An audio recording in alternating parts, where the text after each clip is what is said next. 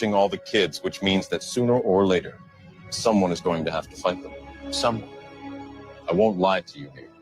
Every single man or woman who has stood their ground, everyone who has fought this agenda got canceled.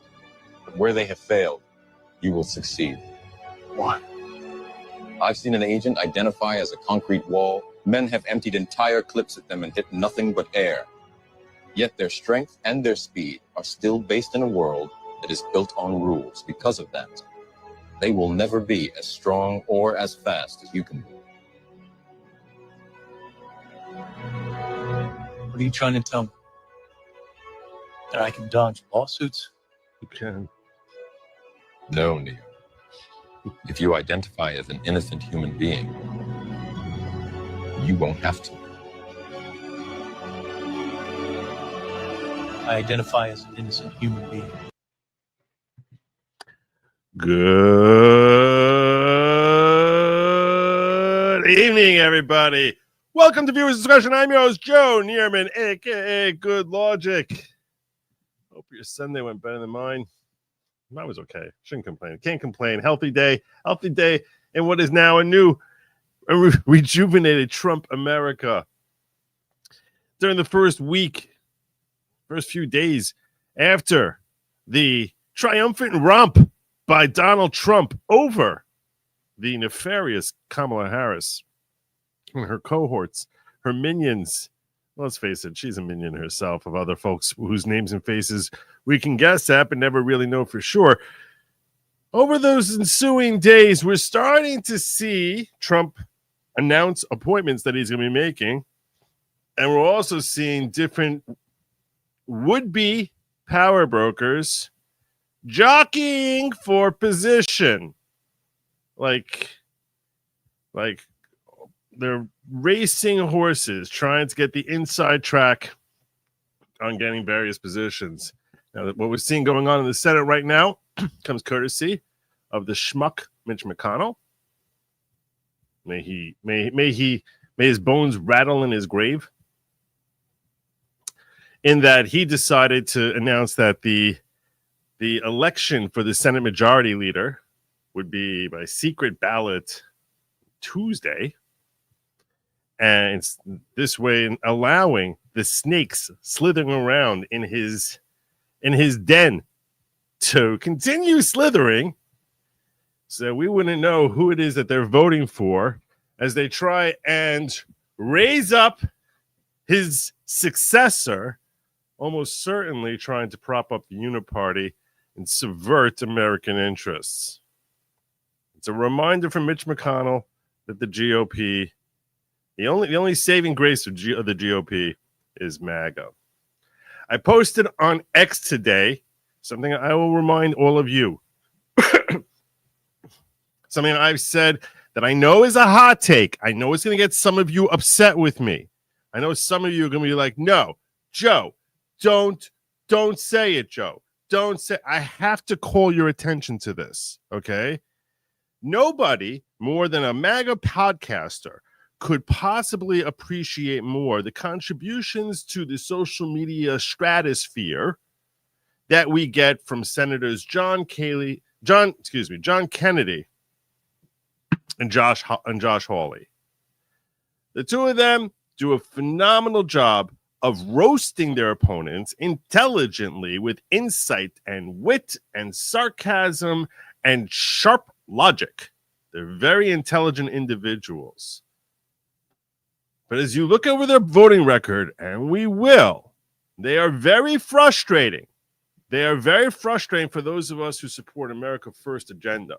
They're very frustrating in that they routinely seem to side with the Uniparty, and according to insider reports, which we don't know if these reports are accurate or not, they certainly could be misinformation, but insider reports are claiming that both of them are supporting Senator John Cornyn of Texas, a notorious Uniparty, hawkish Ukraine supporter, much like Mitch McConnell, classic, typical Mitch McConnell type, to replace Mitch McConnell in lieu of Senator Rick Scott, who's jockeying for the position.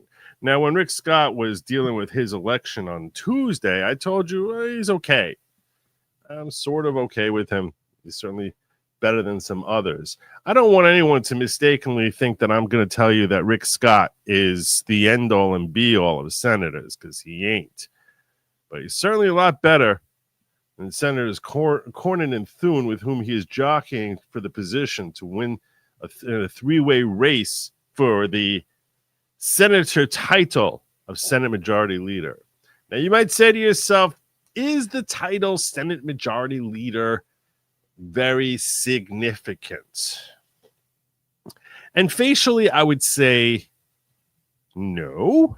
However, because basically they're the first one to speak on behalf of the Senate. When we control the House and the Senate, technically, I believe the House leader is considered the leader of Congress. So that title would go to Mike Johnson. Technically, he's considered the leader of the congressional party. But when we lose the House, the Senate Majority Leader is the one who's in charge of Congress. And more importantly, they designate where money goes on future elections. We've seen how Mitch McConnell has abused his position as Senate Majority Leader in trying to help primary out America First individuals. That's where the title is to my mind most significant. That the winner of the race for Senate Majority Leader is able to apportion funds. Now, frankly, I'm of the opinion that if you're a GOP Senate Majority Leader, you should never be investing in primaries. Let the best man or woman, whatever their race, gender, whatever it is, let them fight it out, duke it out amongst themselves, and let the best candidate win. Why is it that they should be getting money from Win Red and be supported there? Which just is another reminder. You should never, ever, ever be donating to Win Red. Certainly never Act Blue. You should never be donating to Win Red, because you're basically saying, oh, whoever's in charge of the Senate can decide where my money is going to go. Never do it. Don't do it. If you like a candidate, support your candidates. I think that's a great idea. If you think a candidate is someone who's going to further America's interests, you should support your candidate. Don't donate to Win Red. Win Red is ridiculous. I mean, it's basically you're lining the Senate Majority's leaders' coffers. And they're deciding where to apportion this money. And they might apportion it towards people you don't like. And it's easier to just say, oh, I'll just give it to Win Red. You do that, and you're basically, it's like blindly casting a vote without really, and more, I mean, from your pocket, a vote from your pocket. So you should never, ever be donating to Win Red. You tell me you want to support political candidates, I say to you, very patriotic, that's awesome. Give it to your guy or gal who you like. Give it to their campaign. Don't go to Win Red. Don't trust Win Red. I wouldn't trust them. Trust them where I could. Just look at what they've done. Look at what they've done. So, but that does, just because I'm talking to you, I'm talking to 1,000 people right now, and maybe this thing will be watched by 10,000 people overall. 15,000 people. The vast majority of MAG is never going to hear my words on this, and that's why I'm saying, that's why whoever is overseeing that purse has a significant ability to influence and sculpt which candidates have a chance of making it to Congress.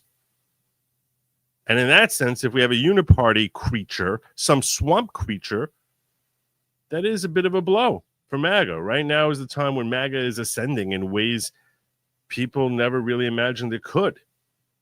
So having a Senate Majority Leader who's a uniparty war hawk, basically Liz Cheney in pants, I guess tighter pants because she's always wearing pantsuits. Liz Cheney in tighter pants that's not benefiting you, me, America, GOP, anyone. So that's what it seems like Senator John Cornyn is. Basically Liz Cheney in a less striking color pantsuit. Unbelievable.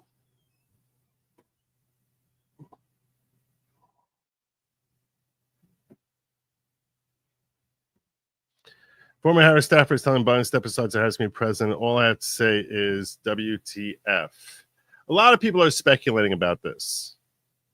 I don't think he's going to do it. In fact, when I had a family party which I drove to with my wife and daughter and brother-in-law and sister.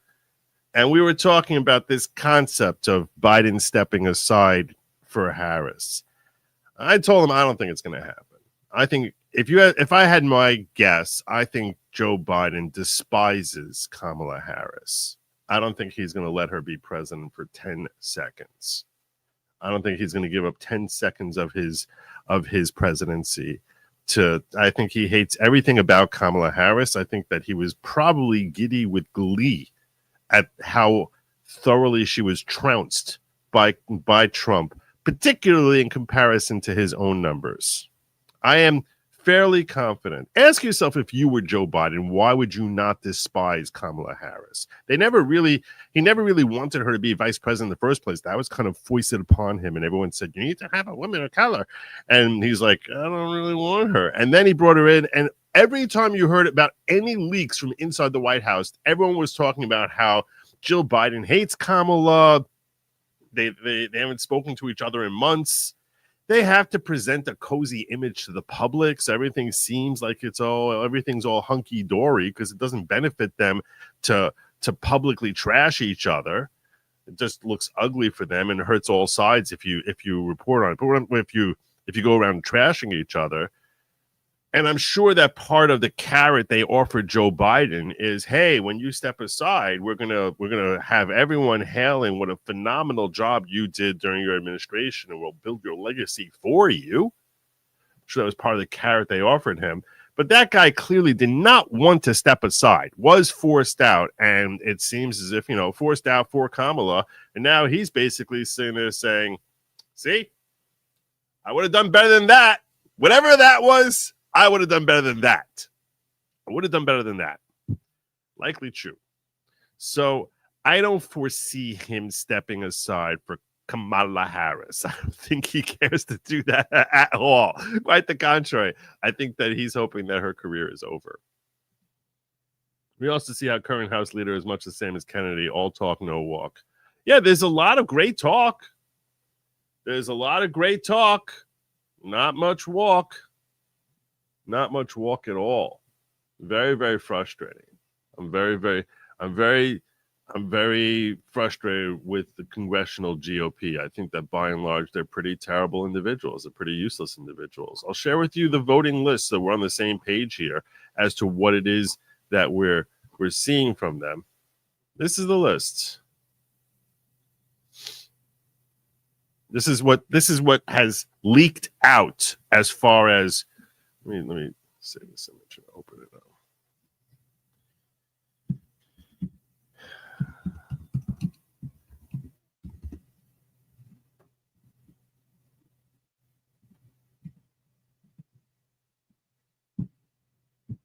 Here's your list.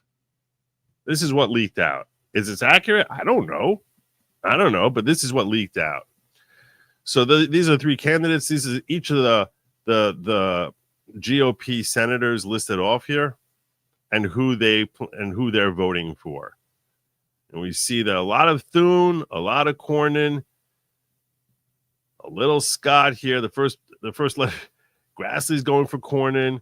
You see Hawley going for Cornyn.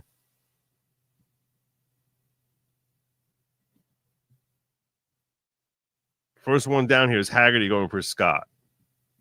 Then we see Mike Lee, based Mike Lee. You know why you should like Mike Lee? Because he actually goes by the name Based Mike Lee. A freaking U.S. senator whose name on X is Based Mike Lee. That's pretty freaking cool.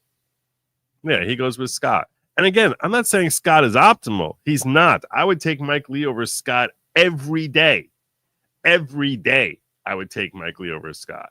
But, even Cruz is going Thune. I don't know what the heck is happening here. I don't know what's happening. Mitch McConnell going Thune. It's so gross. Everything about this. If you're on the team Murkowski, okay, you need to be reassessing exactly what your choices are. Okay, you need to really be reassessing what the heck it is that you're doing. Seriously, what a mess. You see that Hawley's going with Cornyn, Kennedy's going with Cornyn. Is Kenny at the top here? Kenny's at the top here. He's going with Cornyn. Like, you guys all talk a big game.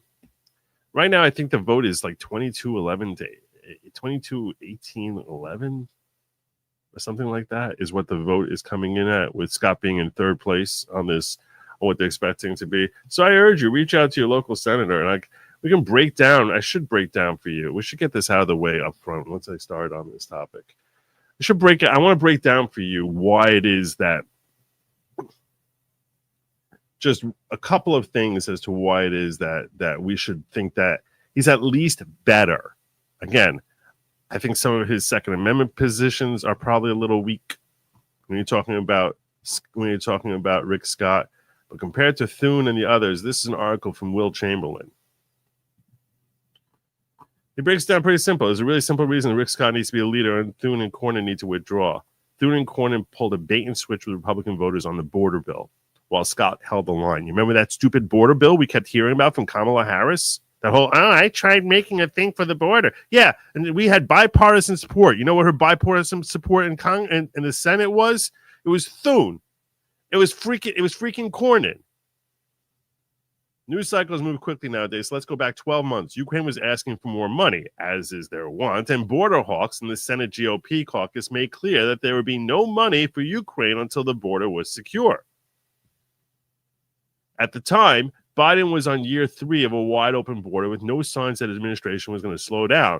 Problem for the GOP was our limited leverage. We couldn't force Biden to uphold existing law, but Biden and the Democrats needed the Republicans to agree to give money to Ukraine. A legislative deal appeared straightforward. Biden gets his Ukraine money in exchange for agreeing to a law that would compel him to secure the border, which is how retarded is this? We have to basically bribe Biden to do his freaking job.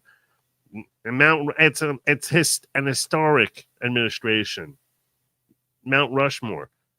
Thune articulated this very clearly on X. So here's Thune in his own words, saying there will be no deal on national security supplemental aid bill without meaningful policy changes to regain control of the southern border. Sooner the Biden administration realizes there's a crisis and Republicans are committed to saving it, the better. Here he is. This right here is 2021. This is Thune. And this is why, as the leader pointed out, we need to do a border bill. So if you look at this right here is 2021, and every year the number keeps climbing. Projected for 2024, over 3 million people. This administration, the Biden administration, this is their policy. This is the Biden border crisis.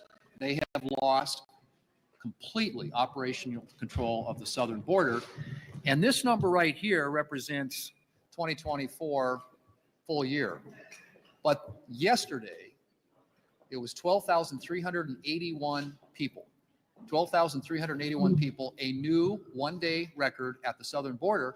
If you annualize that number, you're talking more than 4.5 million people annually.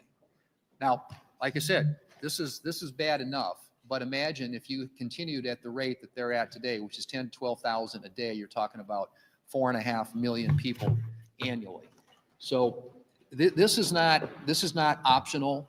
This is what you're looking at here, Senator Thune, who's a charlatan, because he's using a very real crisis, and like any good good member politician says, never let a good crisis go to waste. He's using this crisis as a shiny object for you and me to say, oh, wow, the GOP is taking the border really seriously. They really care about it. They're standing firm. They're going to stand firm. No, this guy wanted the Biden deal also. He wanted to fund Ukraine also. But he knows if I just go along with that, I might be out of a job next time my election cycle comes around. So what I've got to do is I've got to basically make a whole big stink that we're not giving into this unless you actually take care of the border. Absolutely essential. So they come forward with their stupid border bill, which was a destroy the border bill. It was purposefully set up as we will forevermore have illegal immigration. And I'm sorry, this charlatan is not a stupid man. He knew all the problems with that border bill. He knew everything terrible about that border bill. Everything. He gets up there like postulating, oh, we need to close down the border. So what does he do? He signs off on this bipartisan bill in which says, oh, we're taking care of the border. And by taking care of it, it's basically like Brutus taking care of Caesar. Don't worry, I got you. I got you. We're taking care of the border, forevermore destroying our southern border and kicking money up to Ukraine. I mean, he's either grossly incompetent and incapable of reading a bill, and he just basically reads the headlines like some barely literate individual on a subway train who sees a headline from USA Today and thinks, oh, I understand everything about that's going on in there. And let me go. And when I get to work, I'm going to tell everyone that, all about world politics. How stupid can you be to look at that border bill and think it's actually helping the border? No, what he knows is it's lip service that he can say, you see, we took the border very seriously. We passed a whole border bill and increased funding for our border agents. It was a shiny object designed to placate the denser portion of the Republican electorate so that the denser fools who are just like, oh, border's a problem. Oh, they made a border bill. Now everything's going to be fine. That's who it was meant for. It was not meant for people who actually would read the bill or people who actually care to know what's under the hood. So you have this big shiny car which says all over border bill, border bill, border bill, border bill. Don't look under the hood where you're going to see, wow, this is setting fire to our border while kicking out billions of dollars to Ukraine. And that's what this jerk signed off on. That's the only reason he got up there with his stupid little charts to say, oh, I'm here to stand up for the... No, you don't care about the border. You don't care about the crisis. You're using the crisis and the fact that you know your constituents care about it to virtue signal that you care about it while you're completely destroying and exacerbating the problem and further opening up a doorway for stupid Kamala to get up there. And for her to say, oh, we put up a border bill, but Trump killed it. It's like the one point that it's a complex thing to explain to people why it was that Trump properly killed that bill. And if you ask most people, they think, yeah, I don't know why Trump killed that bill. I don't know why. Most people who voted for him probably don't know why. Maybe gave him a pass thinking that he's playing political games, but that's what everyone does. And not realizing that, no, that was the proper thing to do to the extent that he did it, which we still don't know that he did. But to the extent that he did it, that it was the proper thing to do. Because this jerk was trying to shiv America. Shiv them. Now they want to make him the Senate Majority Leader. Schumer McConnell had other ideas. Schumer, from the outset, made clear the real border security was off the table, and that Biden would not agree to have his discretion meaningfully limited. That led to the famous $5,000 a week compromise, whereby Biden would agree to shut down the border only if there were 5,000 illegal crossings in a week, and even that shutdown was riddled with loopholes. It wasn't. See, I don't know if Will went through this border bill. He doesn't appreciate just how terrible it was because it mandated that 500,000 people must cross our border every month. 42,000 a month for a total of 500,000 per year, every year, no matter what. If McConnell, Thune, and Cronin, and by the way, when Byron Donalds broke down the numbers, he was like, if you actually look even closer, it's actually like 1.5 million every year, 1.7 million. If McConnell, Thune, and Cornyn were serious about delivering what conservative voters asked of them, they would have told Schumer to stuff it, and then until the Dems were serious, that there wouldn't be a dime for Ukraine. But that's not what happened. McConnell didn't care about the border. He was on Schumer's side and wanted money for Ukraine. The point of the famous border bill, the one that Kamala blamed Trump for, was not to secure the border, but to give cover for Ukraine. Friendly Republican senators for Ukraine-friendly Republican senators to vote for it. A slew of GOP senators saw through it. Cruz, based Mike Lee, JD, and Rick Scott. These senators succeeded in defeating the garbage bill, but at this point, McConnell really stuck in the knife. Remember that the only leverage that the GOP had was that the Dems wanted Ukraine money? Well, McConnell simply gave it to them in a national security supplement. John Cornyn voted yes. And John Thune, same guy who repeatedly insisted that no money going to Ukraine without meaningful border security, quietly voted yes too. Rick Scott voted no. He put our interests, Americans, above the interests in the Ukrainian government, and he refused to go along with GOP Senate leadership pulling a bait and switch on their own voters. He deserves the chair, and I agree. Frankly, I give it to base Mike Lee every day. Every day I give it to base Mike Lee. That guy is awesome. But for one reason or another, he doesn't seem to want the job. So out of the people who have an interest in the job, and certainly Rick Scott has said he very much wants a job, he's been campaigning for it amongst his senatorial peers since May when he wrote a letter to that effect. So out of the three who want it, it seemed like they're candidates for it. He's certainly the best option. Certainly the best option. I want to share with you, and you can look at the American Heritage. I'll pull this up. I don't know where I had it here somewhere, but I'll pull up again. There's a scorecard.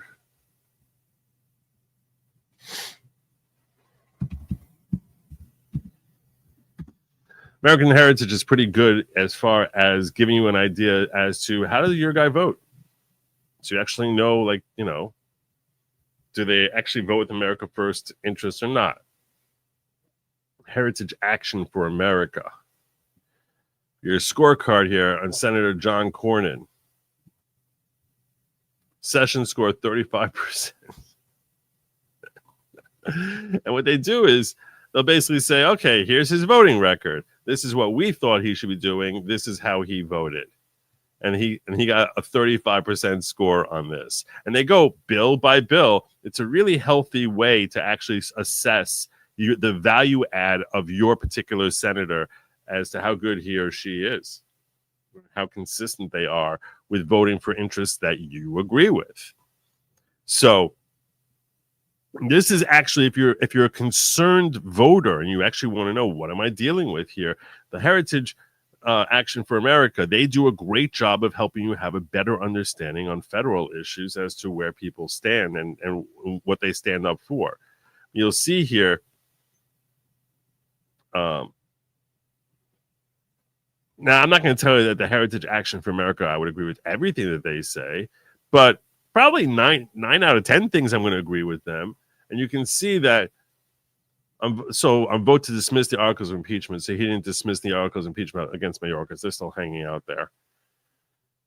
But when it comes to the money bills, when it comes to all the things related to money, and when I went through this quickly before, here's your fiscal year 24 6-bill minibus. Heritage, which is like, let's stuff a lot of money out there and not really look at it.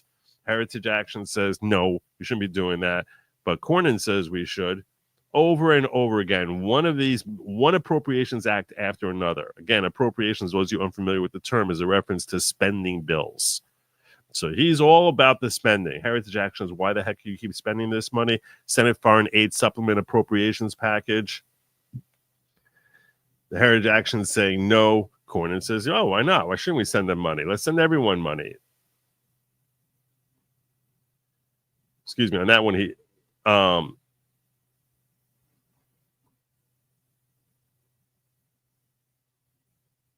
see all these appropriations bills. Heritage Action is like, no. Schumer's continuing resolution, another spending bill. Cornyn's like, sure. We're all one party here. It's all a uniparty. Debt ceiling suspension agreement. No. We're gonna totally suspend the debt ceiling.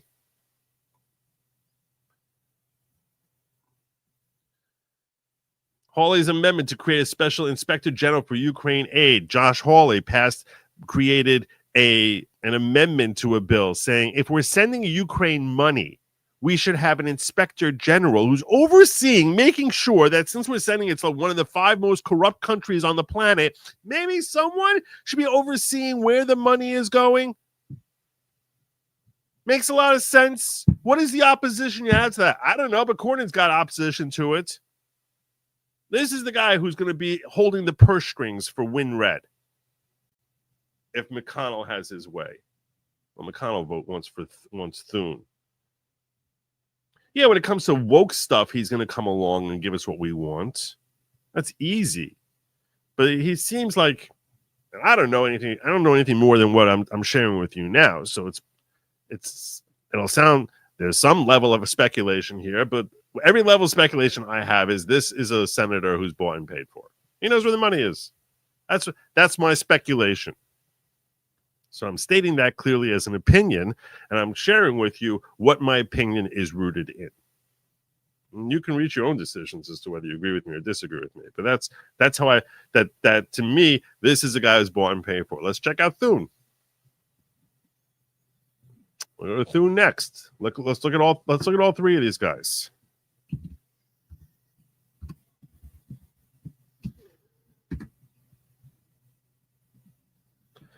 Senator John Thune, session score 37%, lifetime score 62%.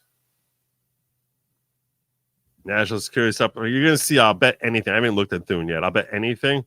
He goes along with ponying up the money also. That's what would make you a perfect McConnell replacement. You won't even know the difference between the turtle and John Thune. Reforming Intelligence and Security America Act, the FBI's record of politicized abuses in executive branch continued misuse of federal intelligence and authorities is chilling. The Durbin-Kramer Amendment to prohibit warrantless queries of the Section 702 program. Heritage Foundation says, yeah, heck yeah, let's stand up for American freedoms. But that's not what John Thune's about. No. Vote to dismiss the articles of impeachment. Yeah, okay, that's easy. You just sound like you're on a party line. Okay. Fiscal year, should we pony up the money? Let's see. Money bill over here. Heritage Action says no. Thune says yes. Another money bill. They seem to all reject the Senate supplemental appropriations package. Another money bill here. Heritage Action saying stop spending our money. Thune says we can't spend it fast enough. Continuing resolution, which is another money bill. Of course, Thune wants to give thumbs up on that. Debt ceiling suspension. Oh, no, we can't have debt ceilings. What are we going to do with that? Should we suspend that? John Thune says, yeah.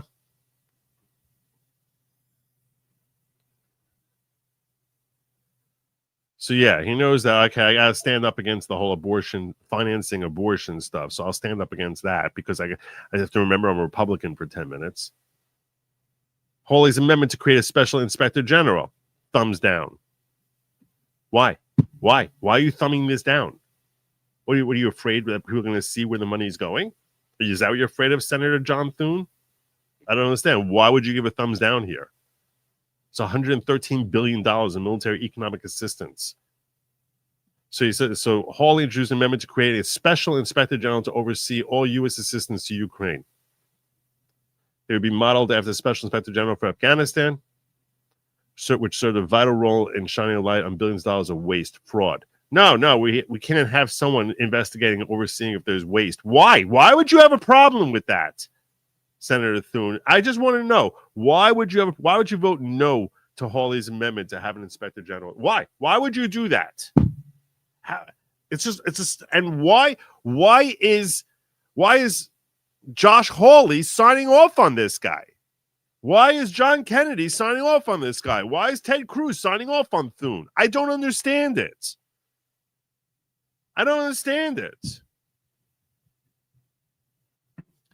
Let's check out Rick Scott.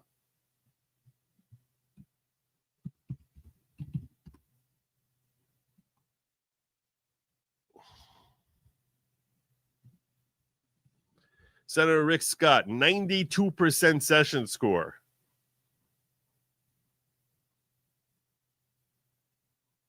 That's pretty solid. I think when it comes to Second Amendment stuff, the conference reports the National Defense Authorization. So here he disagreed with them and he supported that. This is spending money on military, which, but in general, their appropriations bills. No, he's like, no, I'm not okay with this. I'm not okay with these omnibus bills. We're just going to keep just blank checking billions of dollars around. That's a start. Hey, maybe we should have. He agrees with Hawley. Maybe we should have someone who has oversight about the billions of dollars we're sending to Ukraine. Just like freaking common sense.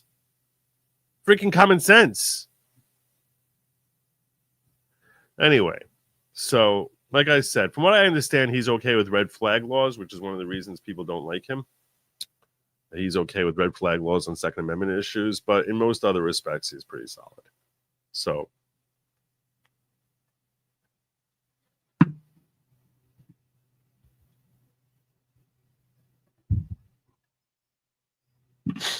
anyway, that's so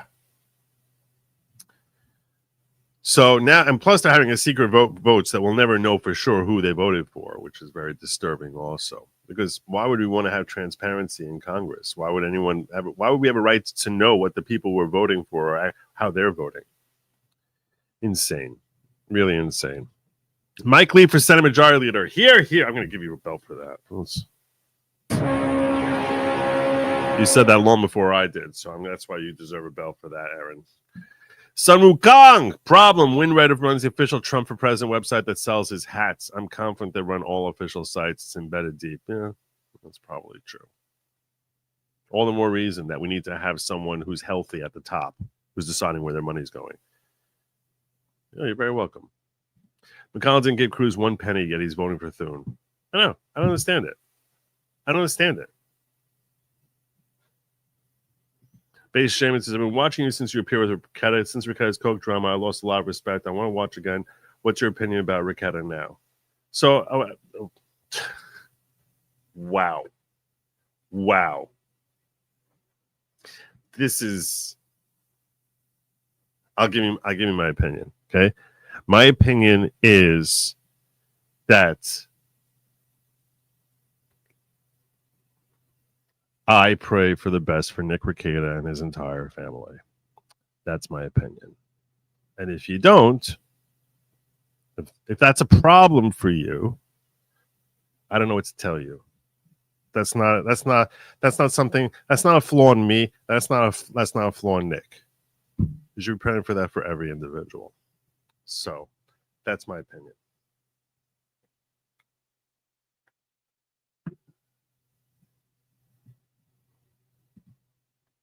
Mike Lee floated the idea of Vance leading the Senate, but could he do this without having votes? Glenn Beck's X-Feed has a clip talking about it. This is very interesting, so I'd love to have Vance there. I would love to have him leading the Senate. I would love that. It's president of the Senate. Why can't he be the Senate Majority Leader? I love this idea. Now I got to check that out.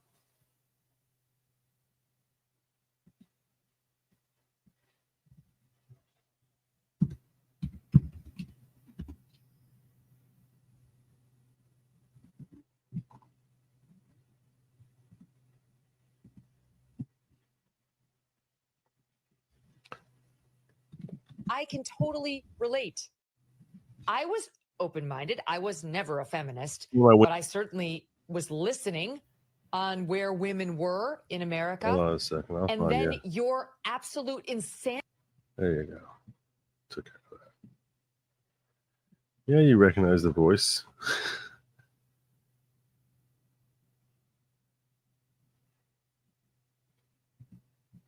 Let's see what he says. It's a very interesting idea. If you're asking me if it's legal, I'll tell you right now, the way the Senate conducts itself is purely under their own purview. There's no real law with respect to how they operate. They literally can just write their own regulations as to how they're going to operate. So whether it can be done, I don't know, but this would be phenomenal. Let's see what we got here. That would be so game changing. We had Mike Vance as the Senate Majority Leader. That'd be amazing. Let's see what we got here. The Senate, as we're talking about Mike Lee, I don't know if you saw this, but Thune just came out yesterday and said, for his own good, Donald Trump should stay out of this Senate race. For his own good. Yeah, because he knows that Trump would never support him. He knows that all Trump supporters want Rick Scott. And I from the three candidates thought, well, okay, you just signed your own death warrant. But, Cornyn and Thune, that is business as usual. If we don't have somebody who, do you think he'll put his thumb on the scale and come out for Rick Scott? Let me tell you the Charlie Kirk plan, which is now going public. Thune or Cornyn is almost assuredly going to win. John Adams presided over the U.S. Senate as Senate Majority Leader 200 years ago as Vice President of the United States. So I think J.D. Vance should be President of the Senate and become Senate Majority Leader. And he would. I am in love with that. That's a great idea. I am in love with that. I said that just the other day. I didn't know if anybody, if that, it was possible with JD, but he would be fantastic. Mm-hmm. I got to give credit. Yeah, go ahead. I'm sorry. Does he get the access to the Senate GOP funds? Huh? Well, yeah. So let me build out how this would work. So essentially, the Constitution says that the Vice President is the President of the Senate, highest ranking officer, and when he sits in the chair, that's the way. But they only have a vote. They don't have an official vote. They only have a tie-breaking vote. It is. There is no question about it. This is, again, Senator Mike Lee came up with this. This is a 1 a.m. phone call from Senator Mike Lee last night, and he had me at hello. And again, he has me at hello every time.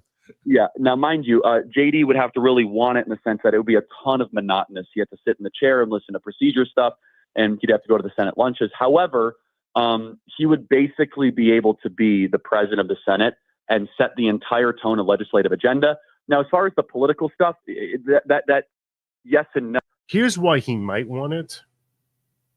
Here's where he might want it. The only reason he might want it is because right now, if I ask you who is the heir apparent to Donald Trump, we all know he has only 4 years. Who is our candidate in 2028? I think if you have a vote out there, he would probably win the vote, J.D. Vance.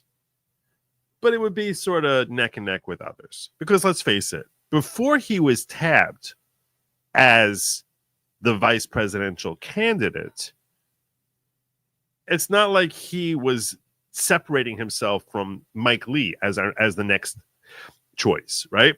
Or from, let's face it, Josh Hawley or Vivek even, right? There were a lot of names out there that people who are America First type of perspective would be looking at as the successor to Trump. Getting that vice presidential nomination certainly puts him at the top of the list. But there's still others who might not be too far behind. If he comes in there and serves as the Senate Majority Leader, that's game over. That's game over. There's no one else who's going to be able to compete with him for the heir apparent to leading the GOP in 2028. There's no one else. No one will come close. So he puts in his 4 years there. If things go well, they go well. If they don't, if they don't go well, maybe it does. Maybe it hurts his status in that role.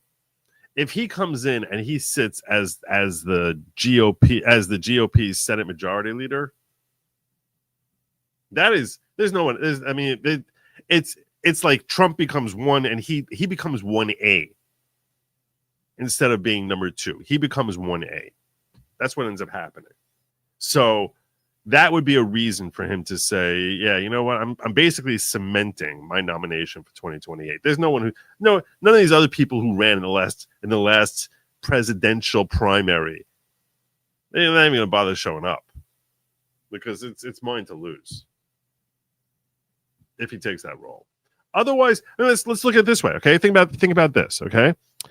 I'm very MAGA-esque. You're likely of similar mindset, okay? But if you're not MAGA-esque, let's say you're your classic Republican, you look at all these different figures there, these different individuals there, of Haley, Tim Scott, Mike Pence, all these different people who ran, DeSantis, and it's like, okay, they're sort of neck and neck with each other. Well, if you have on your resume, not simply, and that's even with Mike Pence being a former vice president, he wasn't standing out head and shoulders versus Tim Scott in the minds of the neocons. But if this guy is the Senate Majority Leader, in addition to being vice president, that's a whole different ballgame, because they all have to pony up to him because they know he's the one overseeing the purse strings.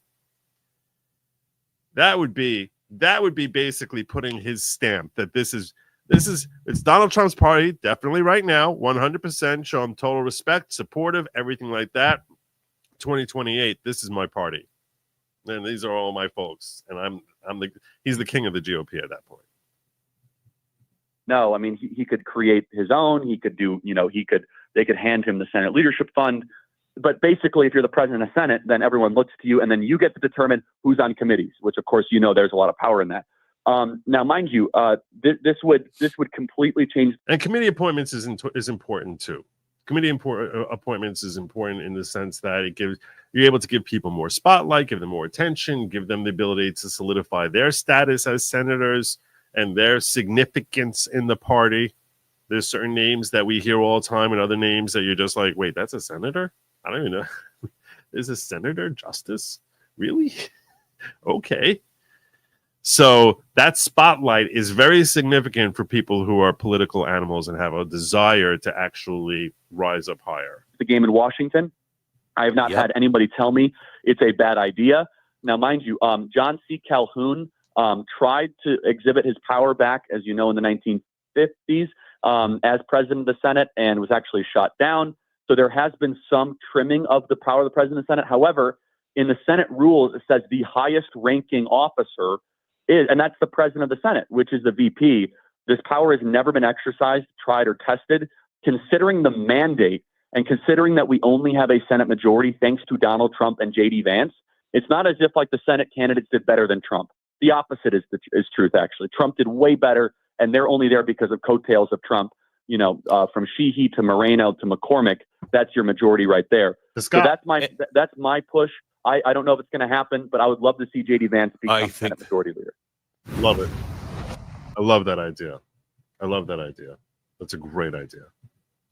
First thought I had when I heard they were having an election is, wait, why wouldn't Vance? And I was like, oh, he's the president. He's not technically in the Senate. He's the president of the Senate, but he is. He is the president of the Senate. Scott's the best of three. Worried about Columbia HCA stuff in his past. Was in Florida when he first ran. Rather have Lee, or better yet, Rand Paul like JD. Yeah. JD is a great idea. It would, and Rand Paul, and both of your other suggestions, like I would take Rand Paul and Mike Lee every day. Be cool for VP to do a constitutional job. That would be cool. Kirk is at Mar-a-Lago. I bet this is inside scoop. Could be. I hope so. I'm very hesitant to ever take any assumptions about like what's actually happening, because you'll get some good information, some bad, and it's all speculative and all of it is meaningless in 2 seconds after there's an announcement made.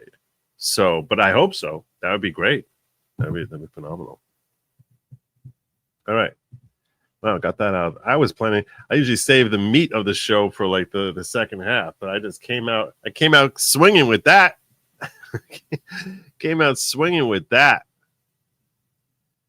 Let's go into, you know what? Once I'm here, let's go into the next one. All right.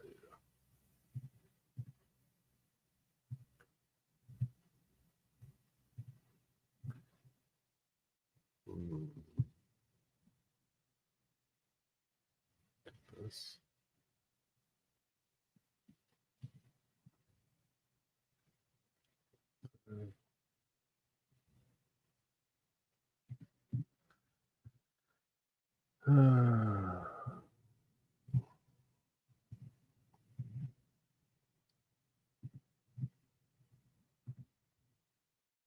I have my Tom Homan stuff. There it is. A couple of other stories I'm going to jump right in on.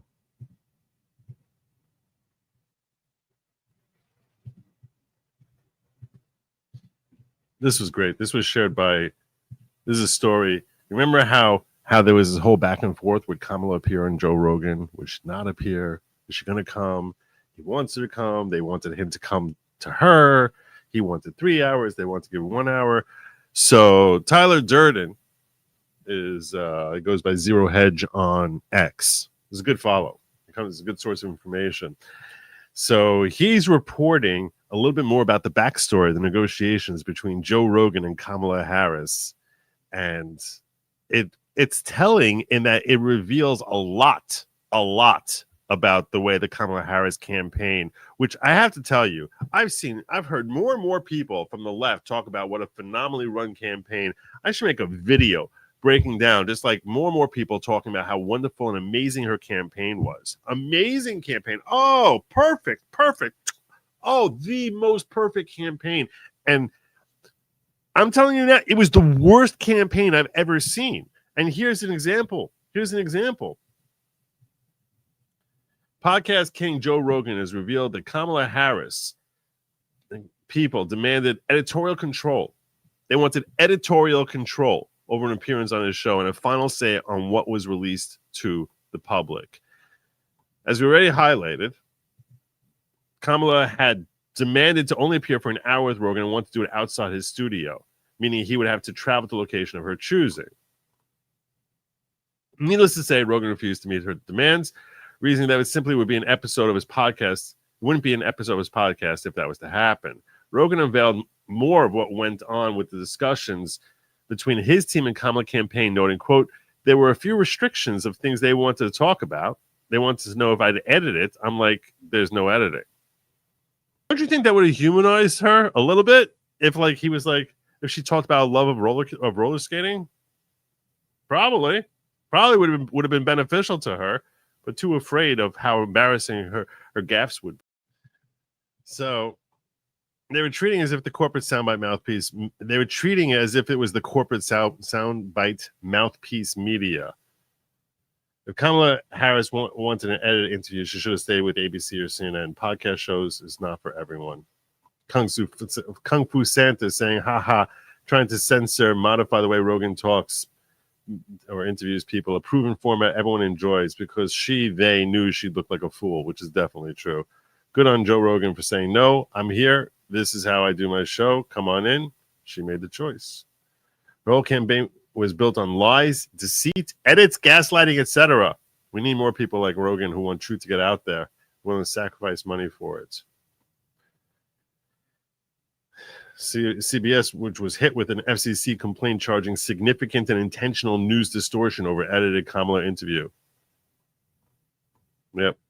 From now on, all elected officials should be forced to do 2+ hour unedited interviews.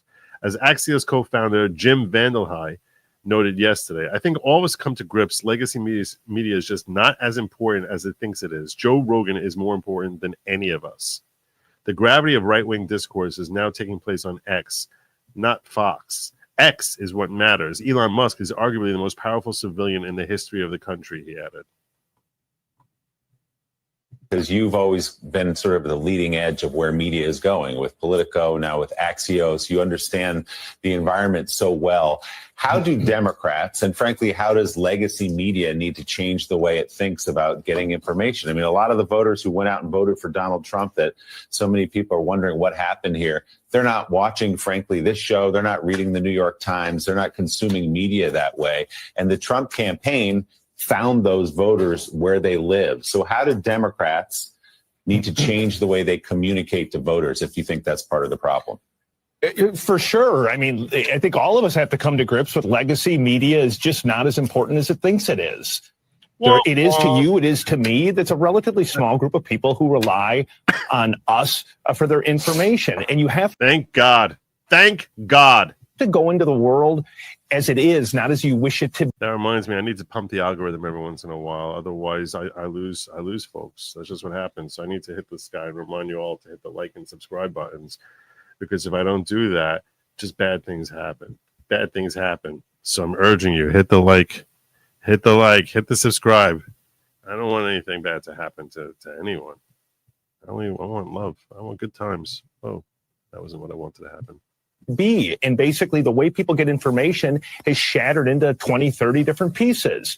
And so if you just look empirically at the numbers, Joe Rogan's more important than any of us. He just has a much bigger, hyper-connected audience that listens to his every word. So maybe listen to Joe Rogan and kind of understand, like, what is he talking about? What are the guests that he has on? What are the issues that they care about? Realize that the gravity of right-wing discourse is now taking place on X. It's not Fox. X is what matters. Elon Musk, and it's not radio either. Apparently, George Soros is has been trying to buy talk radio. That's what someone mentioned to me as a development of late. That his objective is to control discourse on the public airways. And there is some crossover. But it's really much less radio these days. It's much less radio. Spotify is more significant, and all these different platforms for social media are far more significant these days. Musk is now, I wrote about this yesterday, and that's only going to increase over time, one would expect. Arguably the most powerful civilian in the history of the country. He controls information flow. He controls multiple businesses. He has the president's ear. He's going to be in charge of some newfangled organization to gut government spending. We've not seen a person with that kind of clout across those sectors. But where his real power comes from is X. People thought he was an idiot when he bought X because he lost a lot of money. He's got a lot of money. And now if Tesla died tomorrow, SpaceX died tomorrow, everything he owned died tomorrow, and all he had was X, he still would be the most powerful human on Earth. It was the smartest investment of his life. And it's ironic that he was forced to make that investment. He floated it out there at first, made an offer, then said, and he looked at under the hood. He's like, I don't know if I really want to. And they took him to court to compel him to buy it. And it was the best, I would say, it was the best investment of his life, because he's far more significant than all the billions of dollars. Far more significant than that is his influence over the world. Just there's no other, there are plenty of other billionaires out there. What is their world influence? What's Jeff Bezos' world influence? Yeah, he's got Amazon. Okay, what's he going to do? Shut it down? What's he going to do? So he's got billions of dollars. He can buy you and me 1 million times over. But okay, what's his influence in the world? Elon Musk he's the most powerful civilian ever. It's true. Happens to have the most powerful platform on the right, and politics is downstream from information. And there's just a whole new information ecosystem out there. So for us, for you, for Democrats, for Republicans, you have to understand that you now are going to have to basically navigate 20 or 30 different parts of the ecosystem if you want to connect with the American people who vote. Have you guys seen, move along quickly, let's get into this. I want to introduce you as I move on to the next story here. This gentleman right here. If you don't know who he is, you will soon. You will soon. And you're going to like him. This guy who I have in my thumbnail is a gentleman by the name of Tom Homan. Tom Homan is most famous, I think, probably for this exchange. This is an exchange he had years ago. I think in 2019 or so with no, it can't be 2019. Could it be 2019? Maybe with AOC. I think this is during AOC's first term. Zero tolerance was interpreted as the policy that separated children from their. If I get arrested for DUI and I have a young child in the car, I'm going to be separated. When I was a police officer in New York and I arrested a father for domestic violence, I separated that father Mr. from his Homan, family. with all due respect, legal asylees are not charged with any crime. When you're into the country illegally, it's violation 8 United States Code 1325. Seeking asylum is legal. If you want to seek asylum and go through the port of entry, do it the legal way. The Attorney General of the United States has I didn't know that. You see that face? I did not know that. I didn't know that asylees have to go through a port of entry.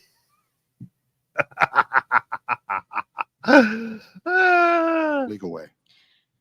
The Attorney General of the United States has made that clear. That's that face. That's that face of, wait, that's information I did not have until he just said it, and it kind of destroys my whole point.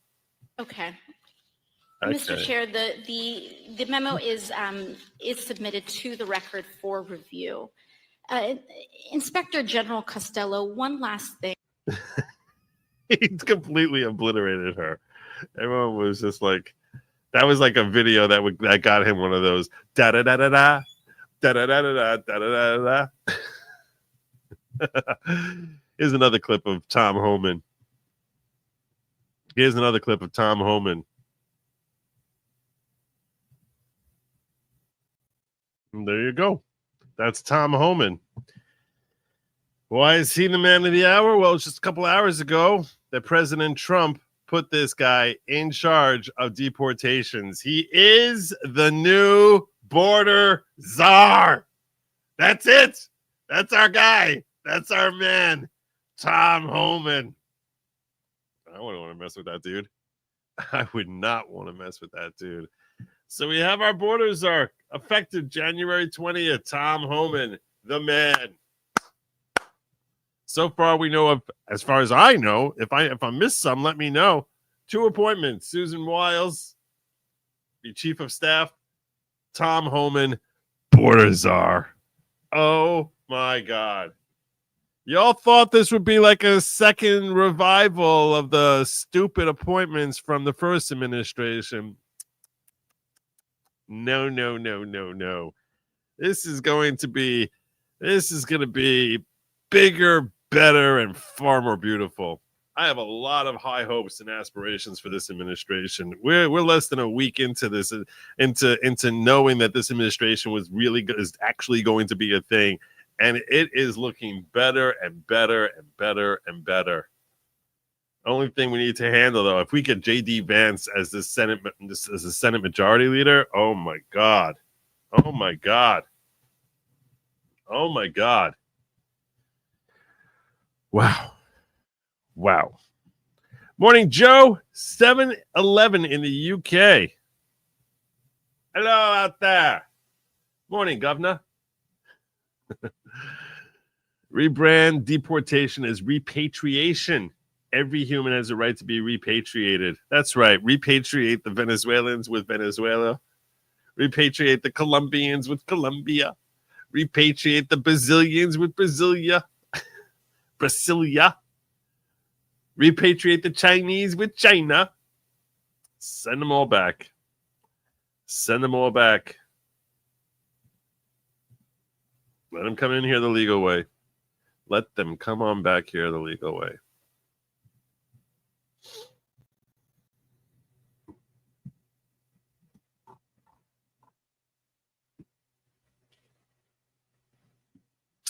All right. What else do we have going on here?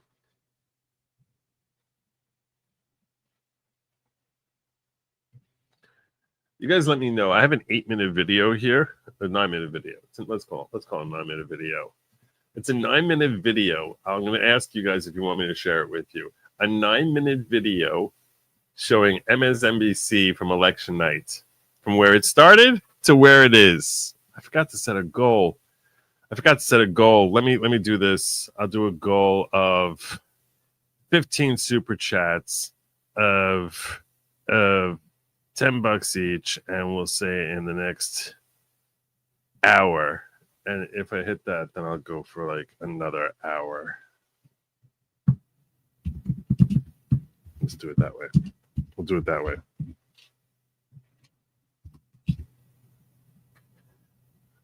Start my goal. And now it's up there. 15 super chats at $10 or more. That's a good one. I already got 2 of them. So I'll say if I come in at 13, we're good to go. But I need to put a question. I have a question for you guys here. Quick poll. Yes or no on watching a 9-minute supercut of MSNBC's election night coverage from the highs of expectation to the here comes Trump to make his speech, his acceptance speech. Start a poll.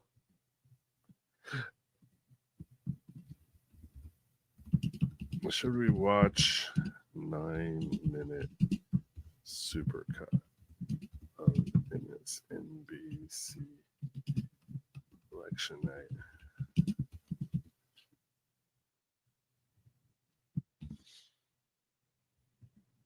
Let me check out over here in the ghetto. Yes or no? I'm seeing a lot of yeses. A lot of yeses.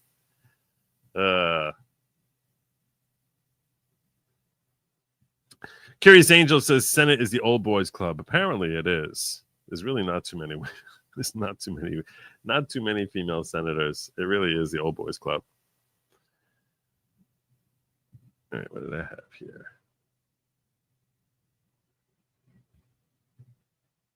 Here's a message from Michael Rappaport, who I'm not going to kid you. He's kind of unhinged. Not kind of is very generous. He's unhinged. And I'm curious about your take as to his I'm curious whether you agree with his take about the Obamas. Here is his take about the Obamas. I want to get your thoughts on it. Another reason why Kamala lost, B-Rock and Michelle Obama. B-Rock. I've never heard B-Rock. B-Rock and Michelle Obama. Barack and Michelle Obama. You're not who you think you are anymore. You're movie producers. You're almost billionaires. You can't show up every 4 years and talk that shit. What have you done for me lately? Dun, dun, dun, dun, dun. Ooh, who are you guys? You're celebrities. You're celebrities now, big time political celebrities. B-Rock, Michelle Obama. You can't show up every few years and start telling people what they should do and who they should vote for. Who the f is you? Another reason why. Do you guys agree that they've lost their political sway? Do you think that they've lost their political sway? The real Haru sent me in $10. I'll count that also. So we're down to 12. I need 12 on that list there. Saying, keep going. You and Salty, the only thing good to listen to on Sunday. Oh, that's very kind of you. That's very kind of you.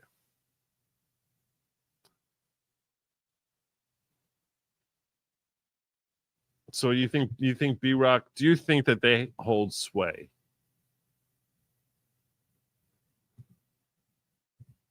Let's see what you guys are saying here. All right, there's 90% of you say yes. Yes. You guys still think they hold? Or you think he's right? I'll tell you this much. I'm starting to think it's true. I'm starting to think I don't need to worry about Michelle Obama anymore. I'm starting to think I don't need to worry about Michelle Obama anymore. That all the love affair that the media dropped on her, I think that she's lost a lot of her luster. I think she's lost a lot of her luster. For the longest time, I was like, oh my God, if she ever runs for office, we'll never be able to stop her. And to be fair, I thought the same thing about Oprah. I don't think that's true anymore. I don't think that's true. It was many years ago that I heard Michael Moore begging Oprah to run for president. And I was like, oh, that'd be a tough beat. That'd be tough to beat. I don't think that they're holding the same sway anymore. I don't think they're holding the same sway. But I don't know. I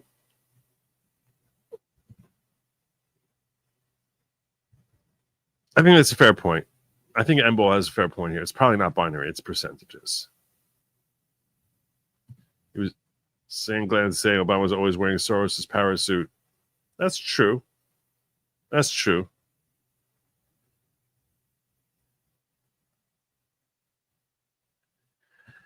The fact that I ever worried about her was strange to begin with. I think she's a really popular political figure.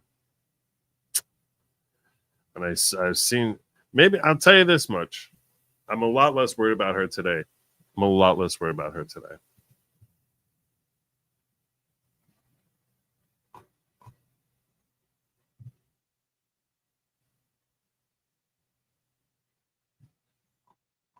Mm-hmm.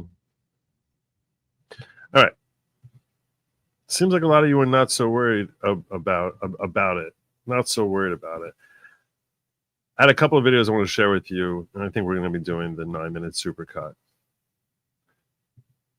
I hadn't seen this before. This is from Trump's first term. I saw this and I was heartbroken by it.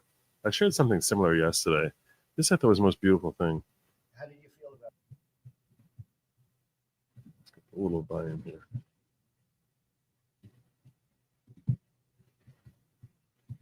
How did you feel about winning? How did you feel? I did good. I did 5 over 5 times what? 5 times over. Whoa, that's not bad. Thank you. Mr. President, Jane was telling us beforehand, we were waiting in the Roosevelt room. She was sharing that she was so excited that her dad and she both have the same color hair as you. Yeah. Very proud of that. Yeah. I hope he has a beautiful head of hair like that. I bet he is better. My dad called your head. He likes the hair. That's very interesting. I'm going to have to think about that. Thank you. Say hello to your dad, right? No, I'll tell you why. Go ahead. My dad died. Ooh. And my mom too. You're in the Oval Office, and they're looking down on you, and they see gold, right? That's gold. Yeah. That's really something, and they're very proud of you, right? Thank you. So, congratulations, Tom. How did you feel? I don't know. I just love that guy. I love that guy.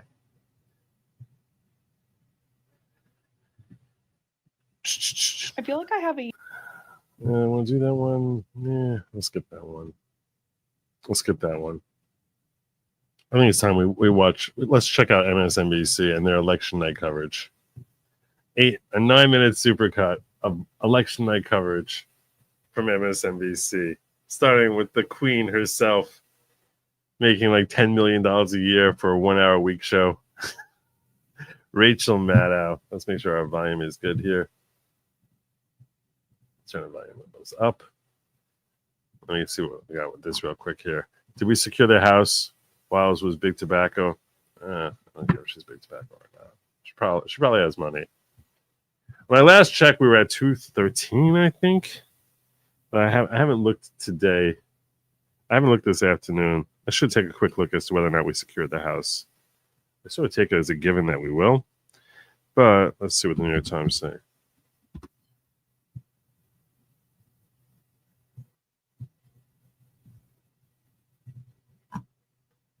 $214. We're at 214 so far.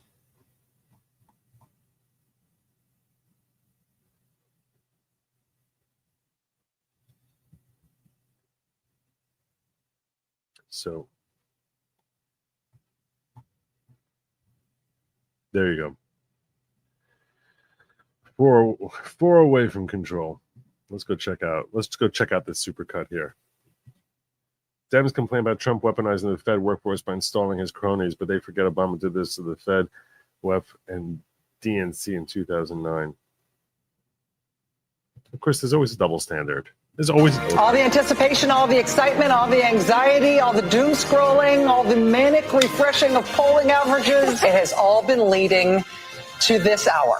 And we know you have every choice in the world for where to spend tonight. So we're really grateful that you're spending it with us. I wouldn't miss it for the world. Would not miss it for the world, Rachel. Hope you'll be with us through the duration. How's everybody doing? First time voting? Yes. How you feeling? Good. You guys doing okay too? Yes, we're doing great. Come la la la. I was going to ask who you're going to vote for, but I didn't need to. Come la la la. Because lives matter. time voting. As you know, this is where the Harris campaign wants to drive up the numbers to sort of counteract that T in the middle of Pennsylvania, to counteract the rural votes that the Trump campaign is expected to get. And so what you've seen in the last couple of weeks, if this is an audition for managing a complex organization like the United States, Kamala Harris has passed the audition flawlessly.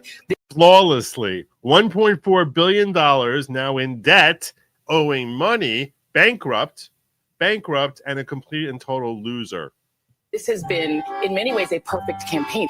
And what the campaign is talking about now is the granular get out the vote effort that you just don't see on the other side. On the other side, you're seeing Charlie Kirk going on X Twitter this morning and begging people to vote. The last week has been... Yeah, which one's more effective, you think?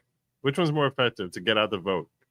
Going door to door, offering vacuums, offering encyclopedias?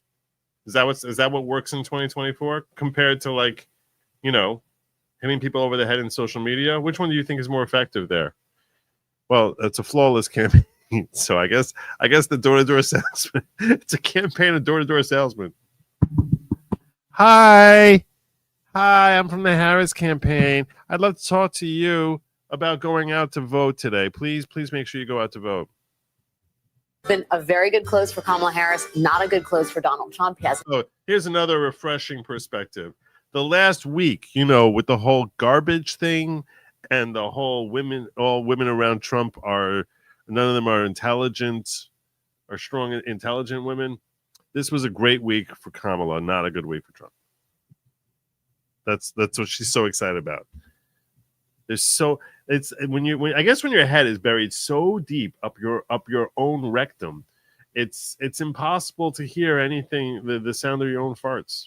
People to vote. The last week has been a very good close for Kamala Harris, not a good close for Donald Trump. He hasn't been able to fill the rallies. He's addled. He has racist comedians opening. Whatever. It's been a trashy week for Donald Trump. It's been a very strong week for trashy week. I like that pun.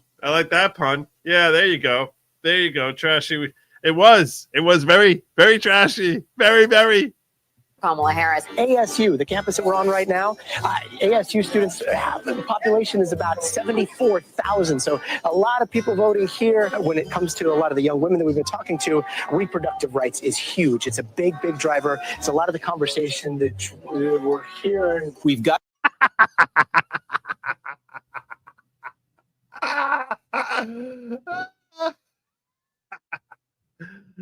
About 10 now completed of those rural, heavily Trump counties. We're talking about places where he's going to get 70, 75, 80% of the vote. In all 10 that have now been completed, Trump's vote share relative to 2020 has gone up. I'm just going to give a couple of everybody take a breath warnings here. We don't know what's going to happen in Georgia. It's like a baby blue state, I'm going to say, and that it has not been blue for a long time. It is a hard state for the Harris team. One of the things that was so striking about the public polling and the public data going into this election was that the public polling said this is the closest race that we've ever had. Yeah. Basically. I mean, that was the consensus view. And there was a real question about, well, maybe the public polling's wrong, and maybe it's going to miss a few points in one direction or another. We don't know at this point. It's in one direction or another. In one or another, there's really no way to know which way they might have missed. There's no way to know. Very early in the evening. But I would say at 8:50, it's a very, very close race. Yeah, I'd say that if you are just joining us right this second at 8:52:06, and I had to summarize what's going on, no surprises. Yeah, right. Pretty much that's what's happened thus far. In Georgia, it's too close to call. In Pennsylvania, it's too close to call. In Wisconsin, it's too close to call. In Michigan, sing it with me now. It's too close to call. Let's be blunt. I think when you watched what Donald Trump did in 2020, what Democrats were fantasizing about was a landslide victory. And so some of what was wanted and desired was a sweep that really wasn't on the table. We live in an evenly divided country. All right, look, we weren't going to get a sweep. I mean, that was really asking too much for a sweep, because neither candidate is going to get a sweep. Neither one of them. And it creates anxiety, but it also requires patience. It is fairly shocking. And I don't think it's something that should make us super proud. You just think about Well, here comes race baiter Joy Reid. the last 2 weeks and the things that Donald Trump has said. If all of that gets you half of the votes? 48, 49%. What does it tell you? I mean, we need to really take a step back and think about what does that say about Just take a step back and wonder how you actually have a job. us? I mean, blue wall, baby. There was always going to be a blue wall night. Some of the It's always going to be a blue wall. It's always going to be a blue wall. That's right. Wisconsin, Michigan, Pennsylvania, your classic blue wall right there. fantasies, right, of a landslide victory that would erase any doubt, that would eradicate, the threats. I think it's going to be a late night. The polls have accurately captured this dead heat. Ari, since you were last with us, I've got nothing to report. Well, the crowd here is still large, is still loud, but a little bit more subdued. And the word that I keep hearing is the idea that people here are nauseously optimistic, not just cautiously optimistic. Not cautious anymore. Not cautiously optimistic. Nauseously optimistic. That doesn't sound like the same thing. That doesn't sound like the same thing at all. Optimistic, but nauseously optimistic. The real focus now is on that blue wall in the Midwest. They knew that this was going to be a long. Look at that guy's face. He looked like he was gonna barf everywhere. Optimistic. The real focus. Look at his face. He looks nauseously optimistic. Now is on that blue wall in the Midwest. They knew that this was going to be a long night and that it was going to be a real nail biter, and it appears that that is exactly what we're looking at right now. We've been saying for weeks, says O'Malley Dillon, quote, that this race might not be called tonight. Those of you who are around in 2020 know. Well, all this was happening. I was like, look, we're not there yet, but every indicator so far has been good. There's really very little indicator. The only time I had any sort of fear on election night was when all of a sudden they just said, oh, by the way, we're about to drop 300,000 votes in Georgia that no one knew anything about. And I'm like, whoa, what does that mean? What does that mean? That got me nervous. That was the only time the entire night that I felt nervous that something's going wrong. That something's going wrong. And it lasted about 10 minutes until they actually dropped. And I was like, oh, okay. I thought you were going to drop on me like something like, a 95-5 percentage for Kamala, and I was going to start freaking out. But it came in at something like, I don't know, 57-40. It was like, okay. And it was like 300. Okay. So she got a little dent there in Georgia. But yeah, at no point did I feel nauseously optimistic. This well.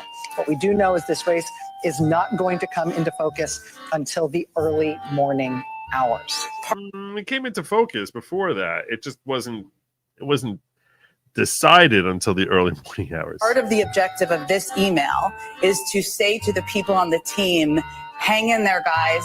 Like, it's not over. We're still getting votes in. We still need to keep talking to people, keep people in lines, tell your grandma it's going to be okay. We now keep people in lines. This is like after voting ended already. I'll have an NBC News call in the first one, Joy. North Carolina called for Donald Trump. Yeah, and so it was, That's a gut punch. That's a gut punch right there. That's a gut punch, North Carolina. Oh, look, it might turn around for you. It might turn around. We now have all the vote in Luzerne County. Donald Trump is going to win this by a little bit more than 21 points. 4 years ago, it was 14. We also saw him make those gains in Lackawanna County right next door earlier tonight. Democrats wanted more of a Trump drop-off here. They don't get it in Lebanon County tonight. In 2020, Joe Biden won here by essentially 27 points. Sits at about 24.5. In Chester County, more significant drop-off for Harris from Biden. Next door in Montgomery County, Harris is now running a point behind where Joe Biden finished in this county. Biden won this by 4.5 points in 2020. Trump has now taken the lead in Bucks County. NBC News now projects that in the... Ooh, that's not good. That's not good. Bucks County is one of those bellwether counties. He didn't mention that. They didn't mention that in this clip. Battleground state. That's one of those. Trump has now taken... That's Bucks County. Bucks County is one of the 18 or 19 bellwether counties. It's right between Philadelphia and New Jersey. It's like the county. Philadelphia is very close to New Jersey. There's one county in between, and Bucks County is lodged right in there. It's a very purple county. So apparently, yeah, Biden won that in 2020. apparently didn't work out as well for Harris. In the lead in Bucks County. NBC News now projects that in the battleground state of Georgia in the presidential race, Donald Trump has prevailed. The Republican. All right, we still got the blue wall. That's the South. Everyone knows they're racist down in the South. Everyone knows they're racist down there. Don't need to worry about that. It's North Carolina and Georgia. Those are racist states. Everyone knows that. Still got the blue wall. We're still fine here. We just need the blue. Hold. Republican Party will control the United States Senate. Man, we lost the Senate now. Damn it, we lost the Senate. Damn it, we lost the Senate. Oh my God. Well, okay, look, everyone said we were going to lose the Senate. Everyone said we knew this was going to be a rough year for the Senate for the Democrats. Okay, look, blue wall. This is live from Howard University in Washington, D.C. We still have votes to count. Oh God, that's. Let me tell you this: if you're ever watching a show and your campaign chair comes on out there and starts his statement off with, "We still have votes to count. We still got votes to count." It's not going well. It's not going well. He's not in a good mood. No one wants to start their night off of "we still got votes to count." That's not a great lead sentence there. Still got votes to count. Still, it's not over. We still have states that have not been called yet. It's not. I'm not dead. I'm not dead.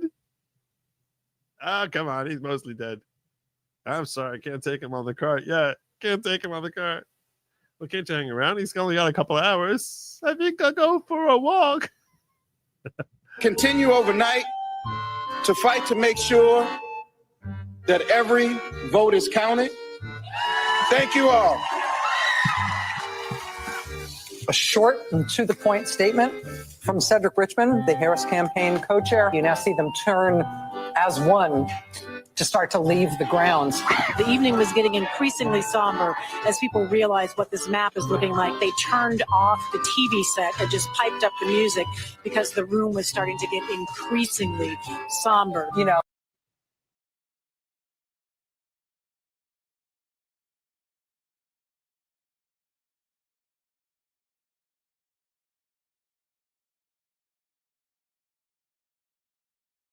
I'm dead in a moment. Oh.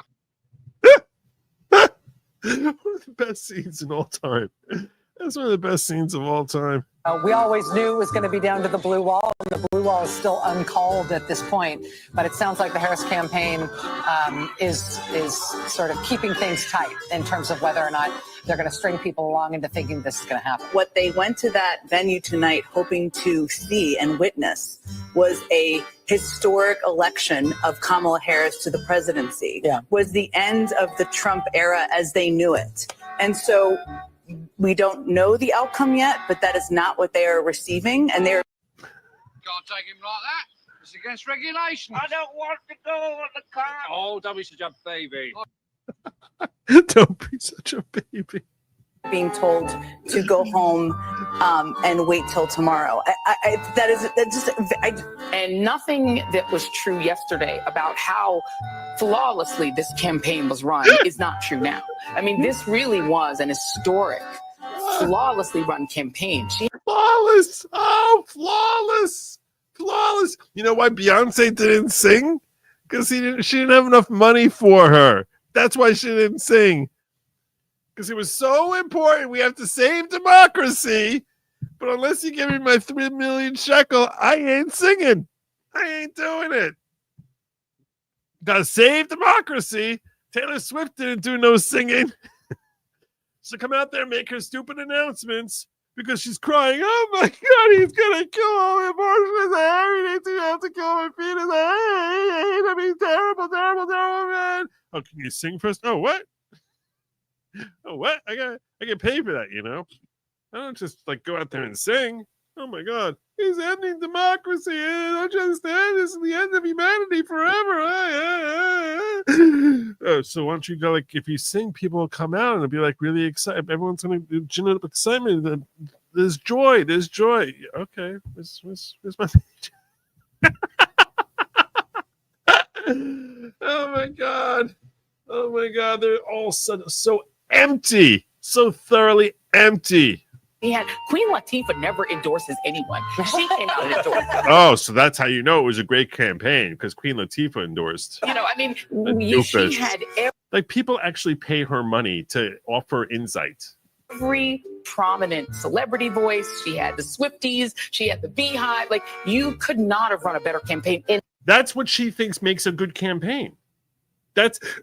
You don't need to have policies. You don't need to have likability. You don't need to actually, make appearances where you display your humanity. No, you just need to be surrounded by plastic, empty people who have a lot of followers because they're capable of entertaining folks, and have them say to vote for you. Like, that's what a perfect campaign is. Like, how stupid are you? Like, this is political analyst. This is insight. They're so stupid. They're so dumb. In Western Europe and in the UK and in the Middle East, people are waking up to this. Oh, and they are. I've gotten people from Western Europe. Here's someone who understands time zones. we brought blue suit. We brought in blue pantsuit woman because she understands time zones. The rest of us, I didn't even realize that. Oh my God, we all thought it was 11. It was 11 p.m. here around the world. That's crazy. So like, it must be really dark over there or something. Like, Europe. How does their morning start in pitch darkness? Who are extraordinarily alarmed and terrified. May I reiterate? Yeah, they're all alarmed and terrified. Every one of them is alarmed and terrified. Every one of them. Well, no one really cares. There are 2 of the 7 swing states that have been called by NBC News right now, which is Georgia and North Carolina. Now, we still have a blue wall. We still.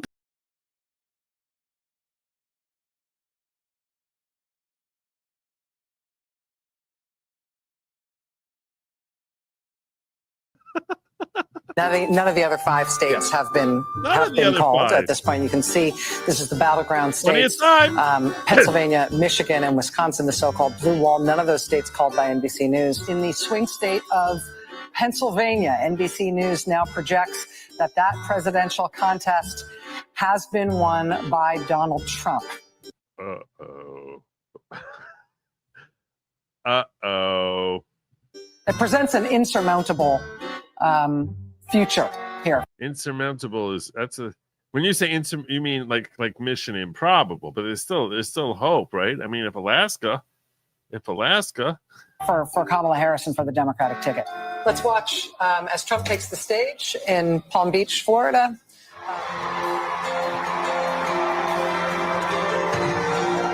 Oh no. We overcame obstacles that nobody thought possible, and it is now clear. How did they not cut away from this? We don't want to see this. I'm an MSNBC viewer. I didn't pay for this. That we've achieved the most incredible political thing. Look what happened. Is this crazy? Boy, it's going to be a real tough speech for her.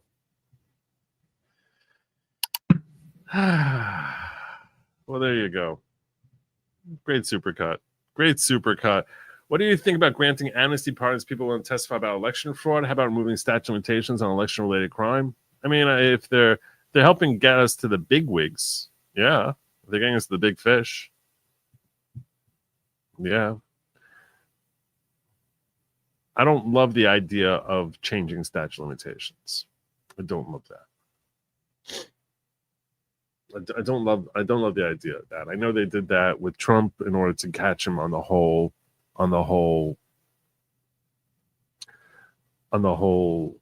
thing there with Kathy Griffin and getting Hochul to enable E. Jean Carroll to resurrect stuff that's 20 years old. No, if you have to break the law in order to uphold the law, or change the law to uphold the law, I don't like that. I'm not down with that. Cuban deleted his cake Kamala post. Really? They're all so empty. They're all so empty. They're all so empty. Oh my God. So pathetic. All right.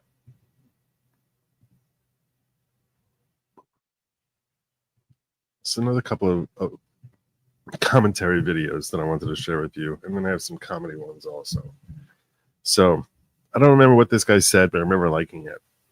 So, well, it'll be pretty much like I'm watching for the first time. I honestly debated on saying that, but I really feel like someone needs to speak up. Do you know how fucking embarrassing it is to women overseas that actually don't have fucking rights? Do you know how embarrassing it is to people who can't grow hair, who have cancer? Do you realize how fucking stupid you look shaving your head because you're throwing a temper tantrum because you cannot murder a fucking child? I don't feel sorry for you in the least. I really fucking don't. It's absolutely fucking disgusting, the movement that you guys are doing, the 4B, whatever. I mean, it's great for conservatives. It's not going to be hard to fucking spot you guys, fucking middle-aged women with bald heads wearing blue bracelets. And yet you want to call conservatives the stupidest party? Let me give you a rundown real quick, since you don't know your rights. You can buy a car. You can buy a house. You have a job. You have the freedom of speech. You have the freedom of wearing whatever clothes you want to wear. You're not told how many babies you have to have or can have. And it all comes down to the same cry of help. Men don't fucking care about us. That's because you're fucking terrible at picking men. And let me end on this. Somewhere out there in the world, somebody just got a notification from a doctor saying that they only have 3 months to live.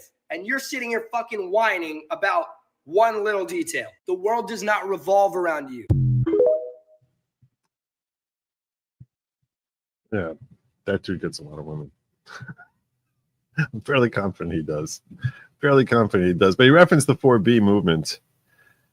You might be saying, what is the 4B movement? What the hell is that? What is that? Well, CNN explains it this way. Explains it this way. After Trump's win, some women are considering the 4B movement. In the hours and days since it became clear that Trump would be reelected president of the United States, there's been a surge of interest in the U.S. for 4B. You're going to show us some links on that? Interest time.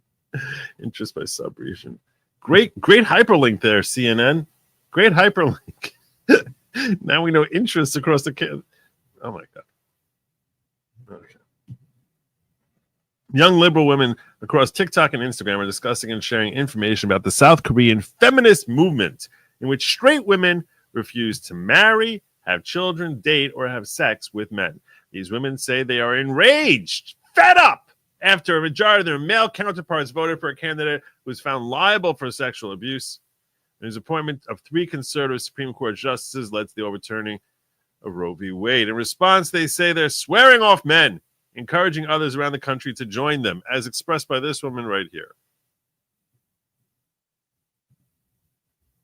After Trump's victory, some American women are turning to a movement to swear off men. Trump was found liable for sexual abuse and bragged about his role in overturning Roe v. Wade. So when he won the presidency again, many women started to imagine a grim picture of what the next 4 years could look like. Then some men began flooding social media with comments like, "Your body, my choice," mocking the feminist slogan, "My body, my choice," which is pretty funny. It is pretty funny. Been used since the 60s to advocate for reproductive rights. And it's not just online drama. 2 men held up misogynistic. So it's this homosexuality is sin. Apparently, it's misogynistic, and women are property. Okay. And homophobic signs at Texas State University. Types of property. Women. Romans chapter 1. Read your sin. Sodomy is worthy of death. Okay.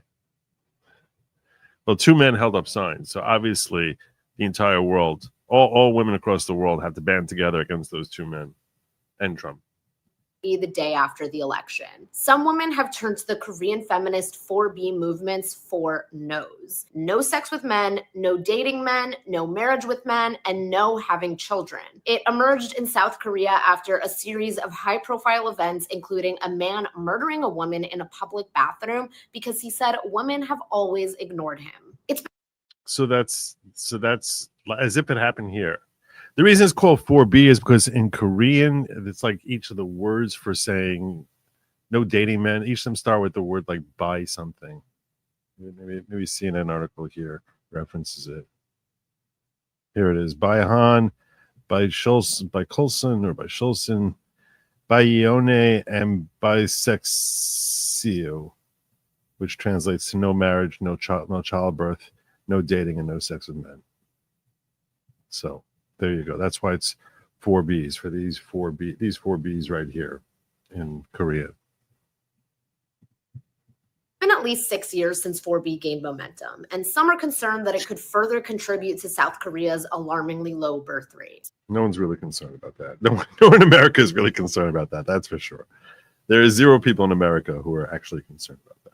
So American women are attracted to this idea because it proves that actions have consequences. After Trump's So do elections. Elections have consequences too. Elections have consequences. So there you go. Election. I don't know what else to tell you. I don't know what else to tell you. Elections have consequences.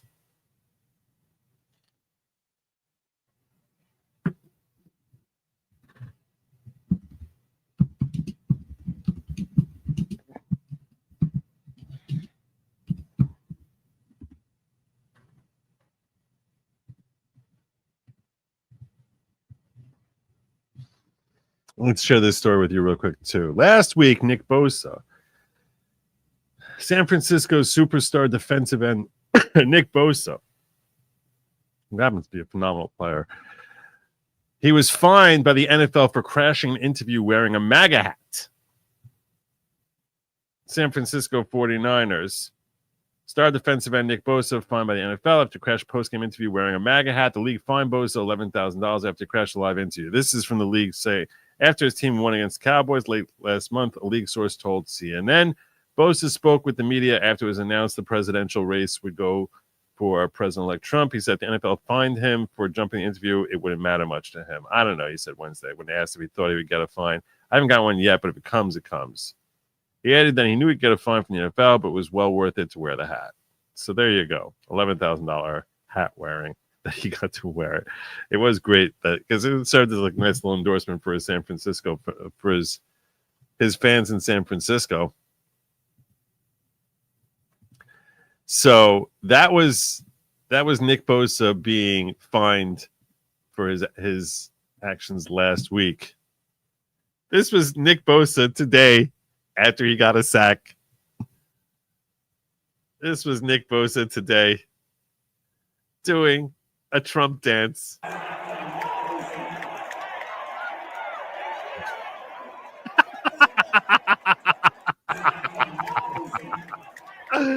I can't wear a hat. All right, let me do a little Trump dance.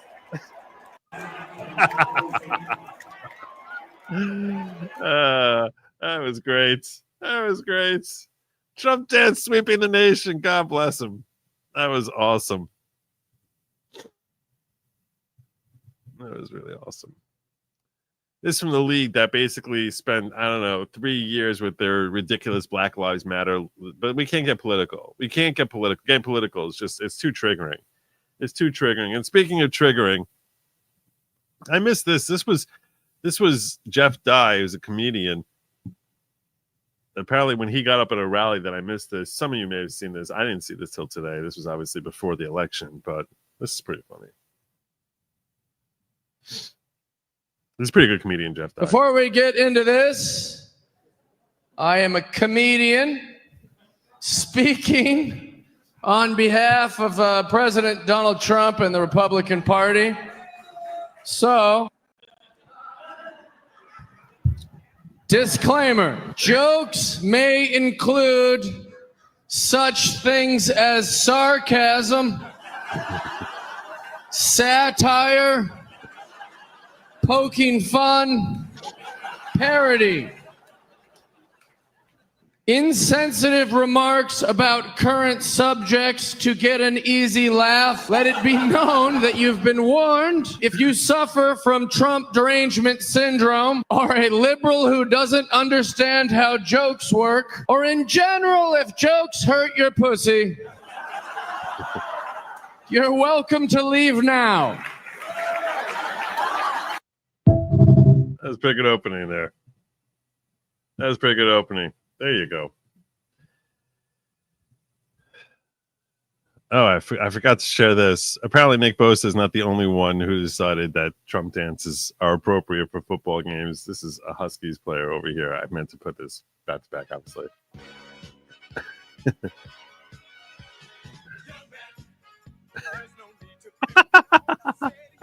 This is going to sweep the nation. We're going to see a lot more of this. I'm a little sensitive about playing that song because I'm busy editing out from last night's show when I played that song a little bit too much. So I got to be a little careful about that. Got to be a little careful about that.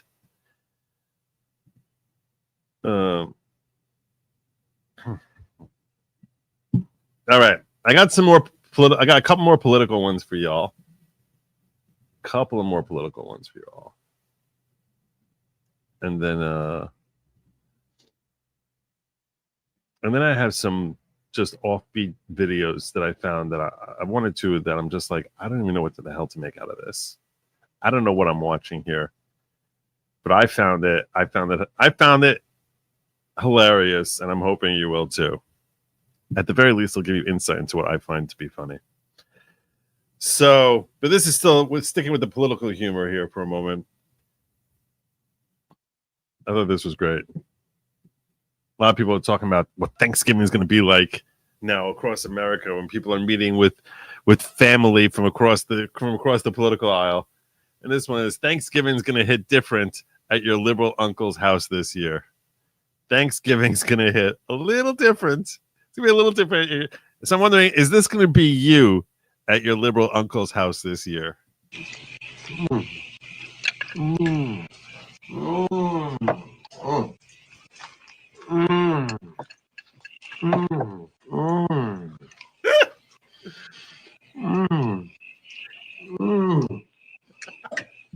Biscuits, huh? Yeah. Great biscuits, great corn, great potatoes. You want some more salad, Bob? Yeah, I think I do. What about Bob? Pile it high and deep, will you please? Can you get that tomato off there, please? Thank you. Oh. Mm. Mm. Mm, mm, mm, mm, mm, mm, mm, mm. Mm. Mm. This is delicious. Mm. Mm. Will you stop that, please? I thought that was really good. I thought that was really good. So if you're looking to troll your liberal cousin, the best way to troll is to just be in a stupidly good mood. A stupidly good mood. I thought this was a good clip also. This is obviously from Family Guy. 2024 presidential election recap right here. 72 million Americans versus Kamala Harris. Oh, then, but That's not bad enough.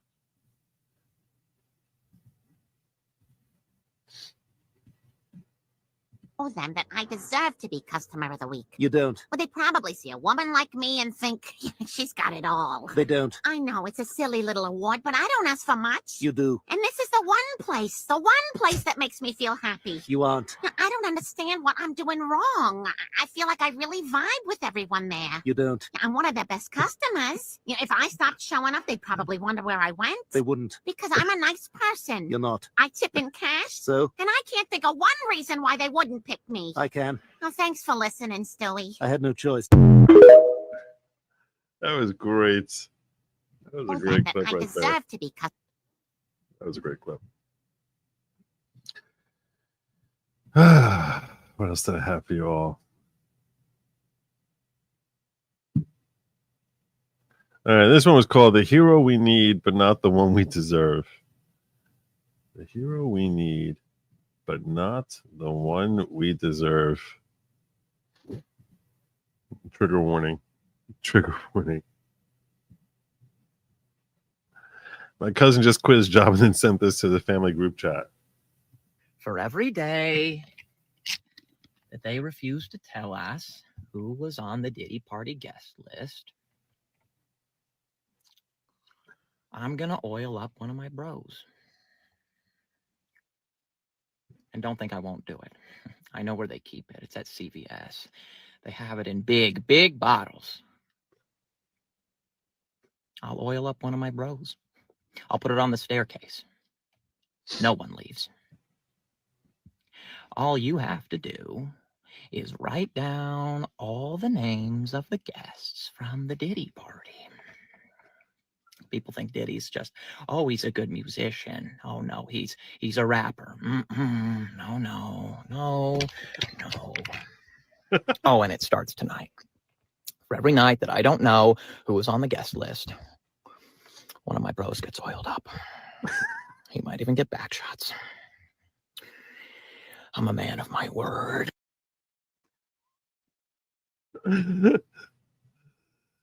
I don't know what to tell you. I don't know what to tell you. This is what came. This is what I got. I considered it political, though. I considered Diddy political. A lot of you may be wondering what's going on with Tim Walz recently. How's he handling it? How's he doing? How's he doing? A lot of people worried he's depressed and stuff like that. No, I actually think he's very relieved that the pressures of being a potential vice president he's been relieved of those pressures. Here's Tim Walz.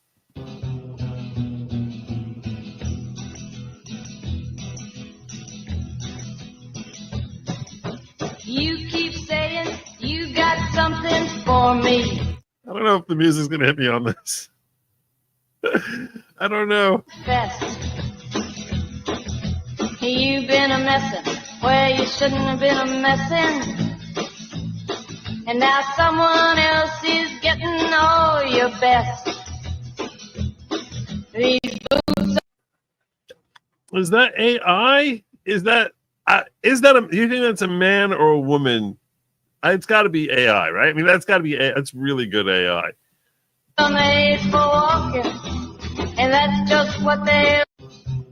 That's amazing. That's amazing. I don't know how they do that. But as soon as something like that falls into my timeline, I'm like, no, I'm gonna have to share that with you. I'm sorry.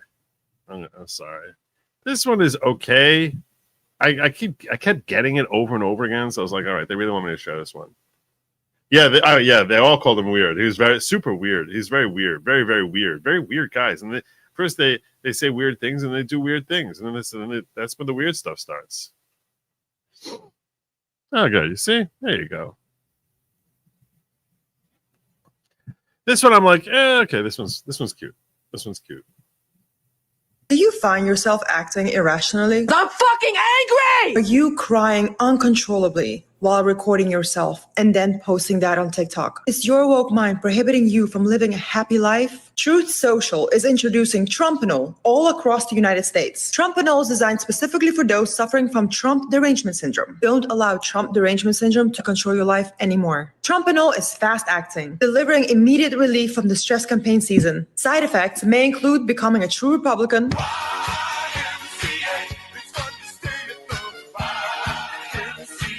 and becoming a truly loving and accepting of all person. Additionally, you may experience a more affordable lifestyle and lower taxes. Consult with your doctor before taking Trumpanol.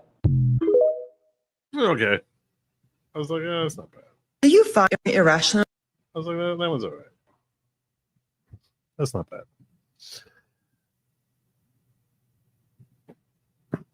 This one is starting to drift away from the political. I have these we're getting less and less political as I'm going through this. Just warning you. So this one is still kind of political, not exactly, but I thought this one was pretty funny. The transformation of a Karen. This is the transformation of a Karen. I thought this was an interesting study. This is more of like how to watch for the early warning signs. Oh, look, some skateboarders. You can't skateboard here. What was that? I want to talk to the manager. No. No, what's happening to me? There goes the neighborhood. No! You're trespassing, okay? This is a private neighborhood. No!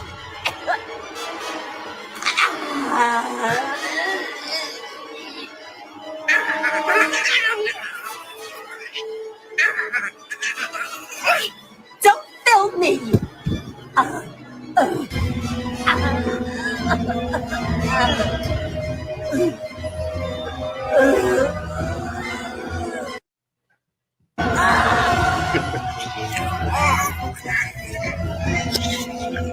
I'm calling the police.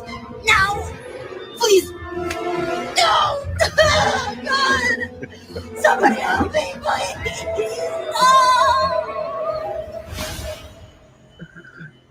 Yes, hi. I'd like to report a crime. 3 juveniles skateboarding on my sidewalk. Thank you. I called the cops. I called the police. That was pretty good. That was pretty good. It was very creative. It was very creative. Yeah.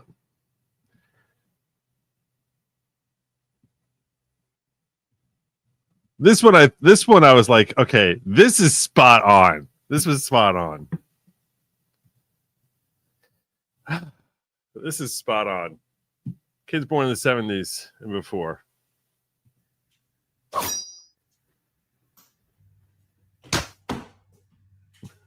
It's so true. A kid born in the 80s would like smack the wall. Why'd you hit me?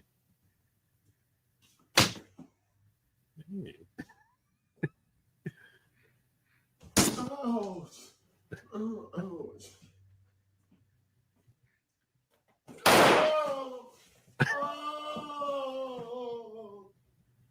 That is so spot on. Oh my god. Oh my god. That is so spot on. Oh, that was great. Oh, that was amazing. I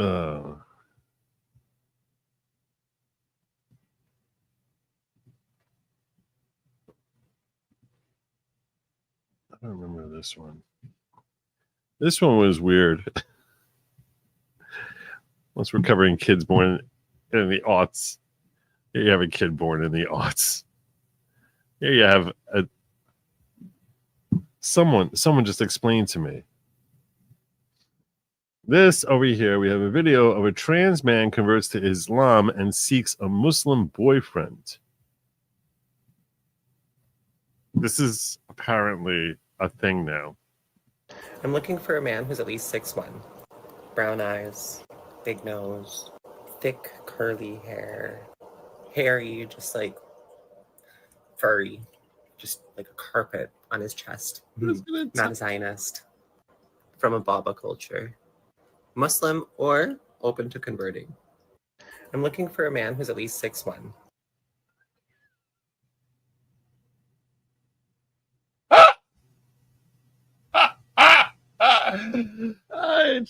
Just go on Tinder. You can't find on Tinder?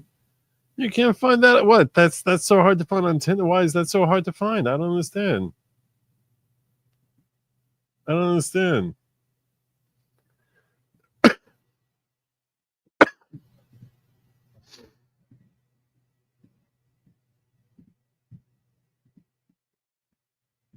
don't remember what this one was. Wait, where are you?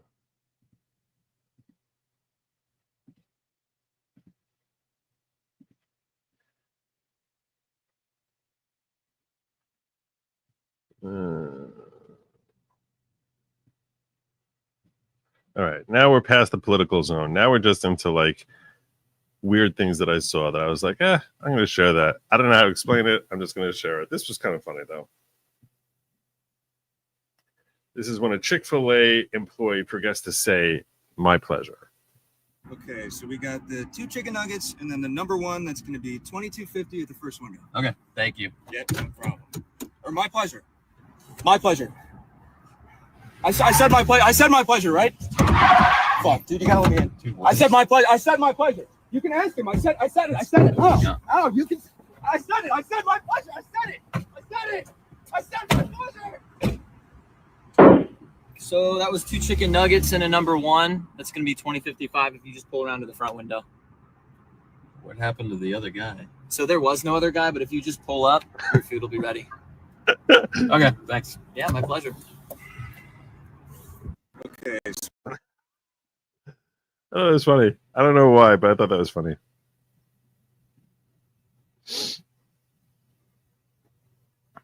And this thing, I actually wrote a song about this once. I actually wrote a song about this a long time ago. No, I'm not going to sing it to you. No, that's not happening. Sometimes I get. But I wrote a song about this once. Sometimes I get sent out with a shopping list, and my wife's like, "Do you want me to explain that to you?" And I'm like, "I think I can handle it." And then I get to the grocery store, and I'm like, "What is a shallot?" You know what I'm saying? How many avocados is avocados? Like, if I mess that up, are we going to be eating guacamole for the next week? Apples, cinnamon, shit take mushrooms. That's a little rude. Tomato sauce, dill weed. What aisle is that in? Milk. That's way too vague. Okay, in my house, we go through stuff like oat milk, soy milk, rice milk, coconut milk, almond milk, every kind of milk. The only kind of milk we don't drink is milk. Okay, I don't even know what milk tastes like anymore. How do you milk an almond? This is going to take me an hour and a half to find all this stuff. I should have asked more questions. Yeah. If you know, you know. That's one. If you know, you know. This one is just facts. I only got 3 left. We're down to the final 3. Final 3 here for y'all. Before I get on out of here. I missed this. Regarding boasted politics is great when it's ours. Shame on you, Joe. That's true. I forgot about that. KJ says, can we force a popular vote compact of the blue states enact and make them red officially? That would be awesome. That would be pretty awesome. But no, as a fuzzy creature says, it's only great when it's ours. So that answers. A fuzzy creature actually answered your question, KJ. All right, last 3 videos here that I got for you. The last one is the funniest one. The last one is funny enough that I shared it with Lady Lawgic, and she just looked at me and said, "Why? What is that?" I said, "I don't know, but I have to find some way to work it into a show." And there's no way to work it into a show. That's the last one. This one is just good common sense. This one's good common sense, but it's also a sign of someone who doesn't understand anything about marriage. Understands nothing about marriage. If I put the seat up to urinate and then put it down after I'm done, at your request, that is 2 seat repetitions per urinary event. This arrangement means that if you go into the bathroom, you can just sit down and urinate and leave with 0 seat repetitions per urinary event. Would it not then be a fair and equitable marriage arrangement, creating a scenario where we are both responsible for only 1 seat repetition per urinary event? And she's gone.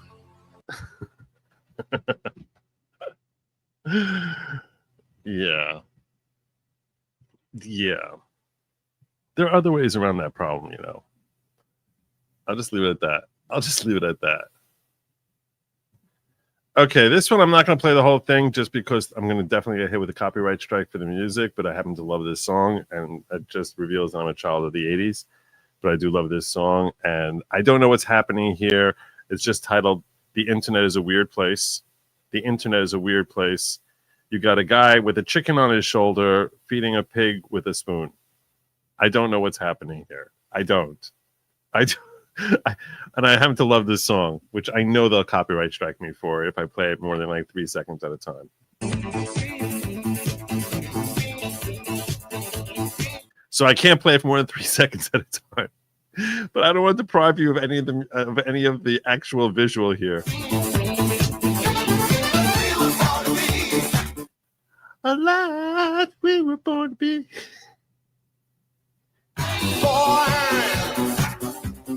Born to be alive. I don't know what's happening either. I don't know. This is what ends up in my feed. I need to make sure I hit like a lot so that more of this ends up in my feed. I definitely need more of this. So I definitely need to hit like. I don't know if I even hit like on this one. Did I hit like? I didn't.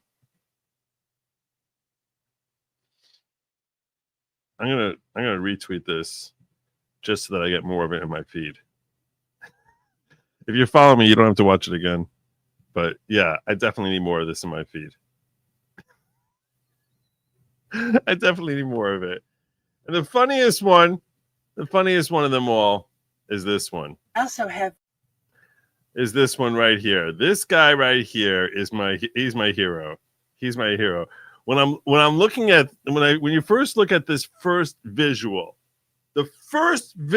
when you see here, I'm going to tell you the first thought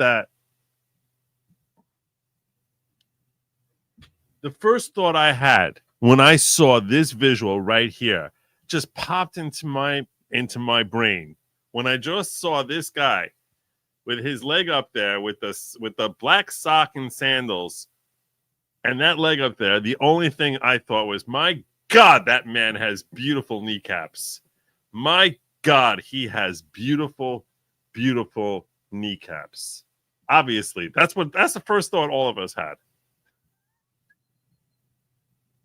I know what you're probably thinking. Henry has awesome kneecaps. I do have awesome kneecaps.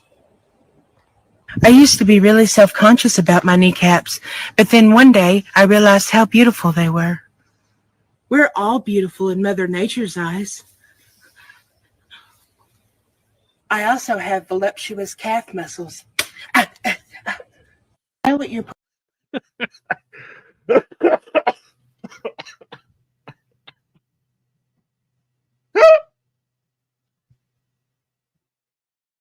Oh my God, that ending there is so perfect.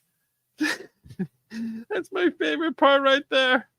Well, I like him waving the I like him waving the Mother Nature branches around. His reaction after he slaps his own calf. Nature's eyes. I also have voluptuous calf muscles. Oh my God, that guy killed me. He killed me. I thought that was genius. I'll never create any genius like that. That is next level genius. I don't know what it was either. Okay, the point is not to know what it was. The point is you have to see it because it's there. Okay, you have to see it because it's there. I saw it. Now you did too. I don't know what it was. I don't know. I do know what it was. It was genius. It was raw genius. Oh my God. Henry's calf muscles. They're even better than his kneecaps. The guy with the bird, with the chicken and the pig, almost definitely. He was celebrating his divorce right there. All right. No, I'm not drunk. If you're wondering, I just thought those two were funny. All right. With that,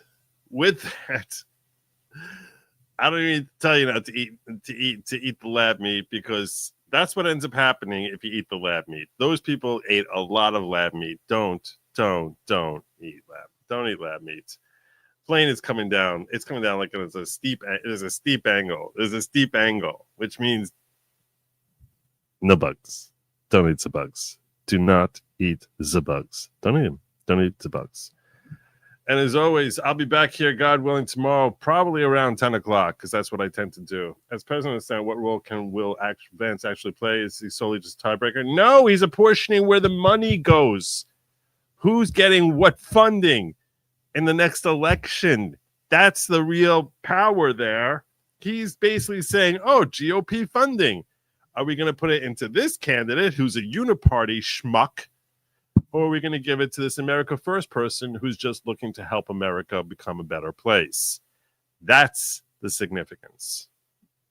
And that's highly significant.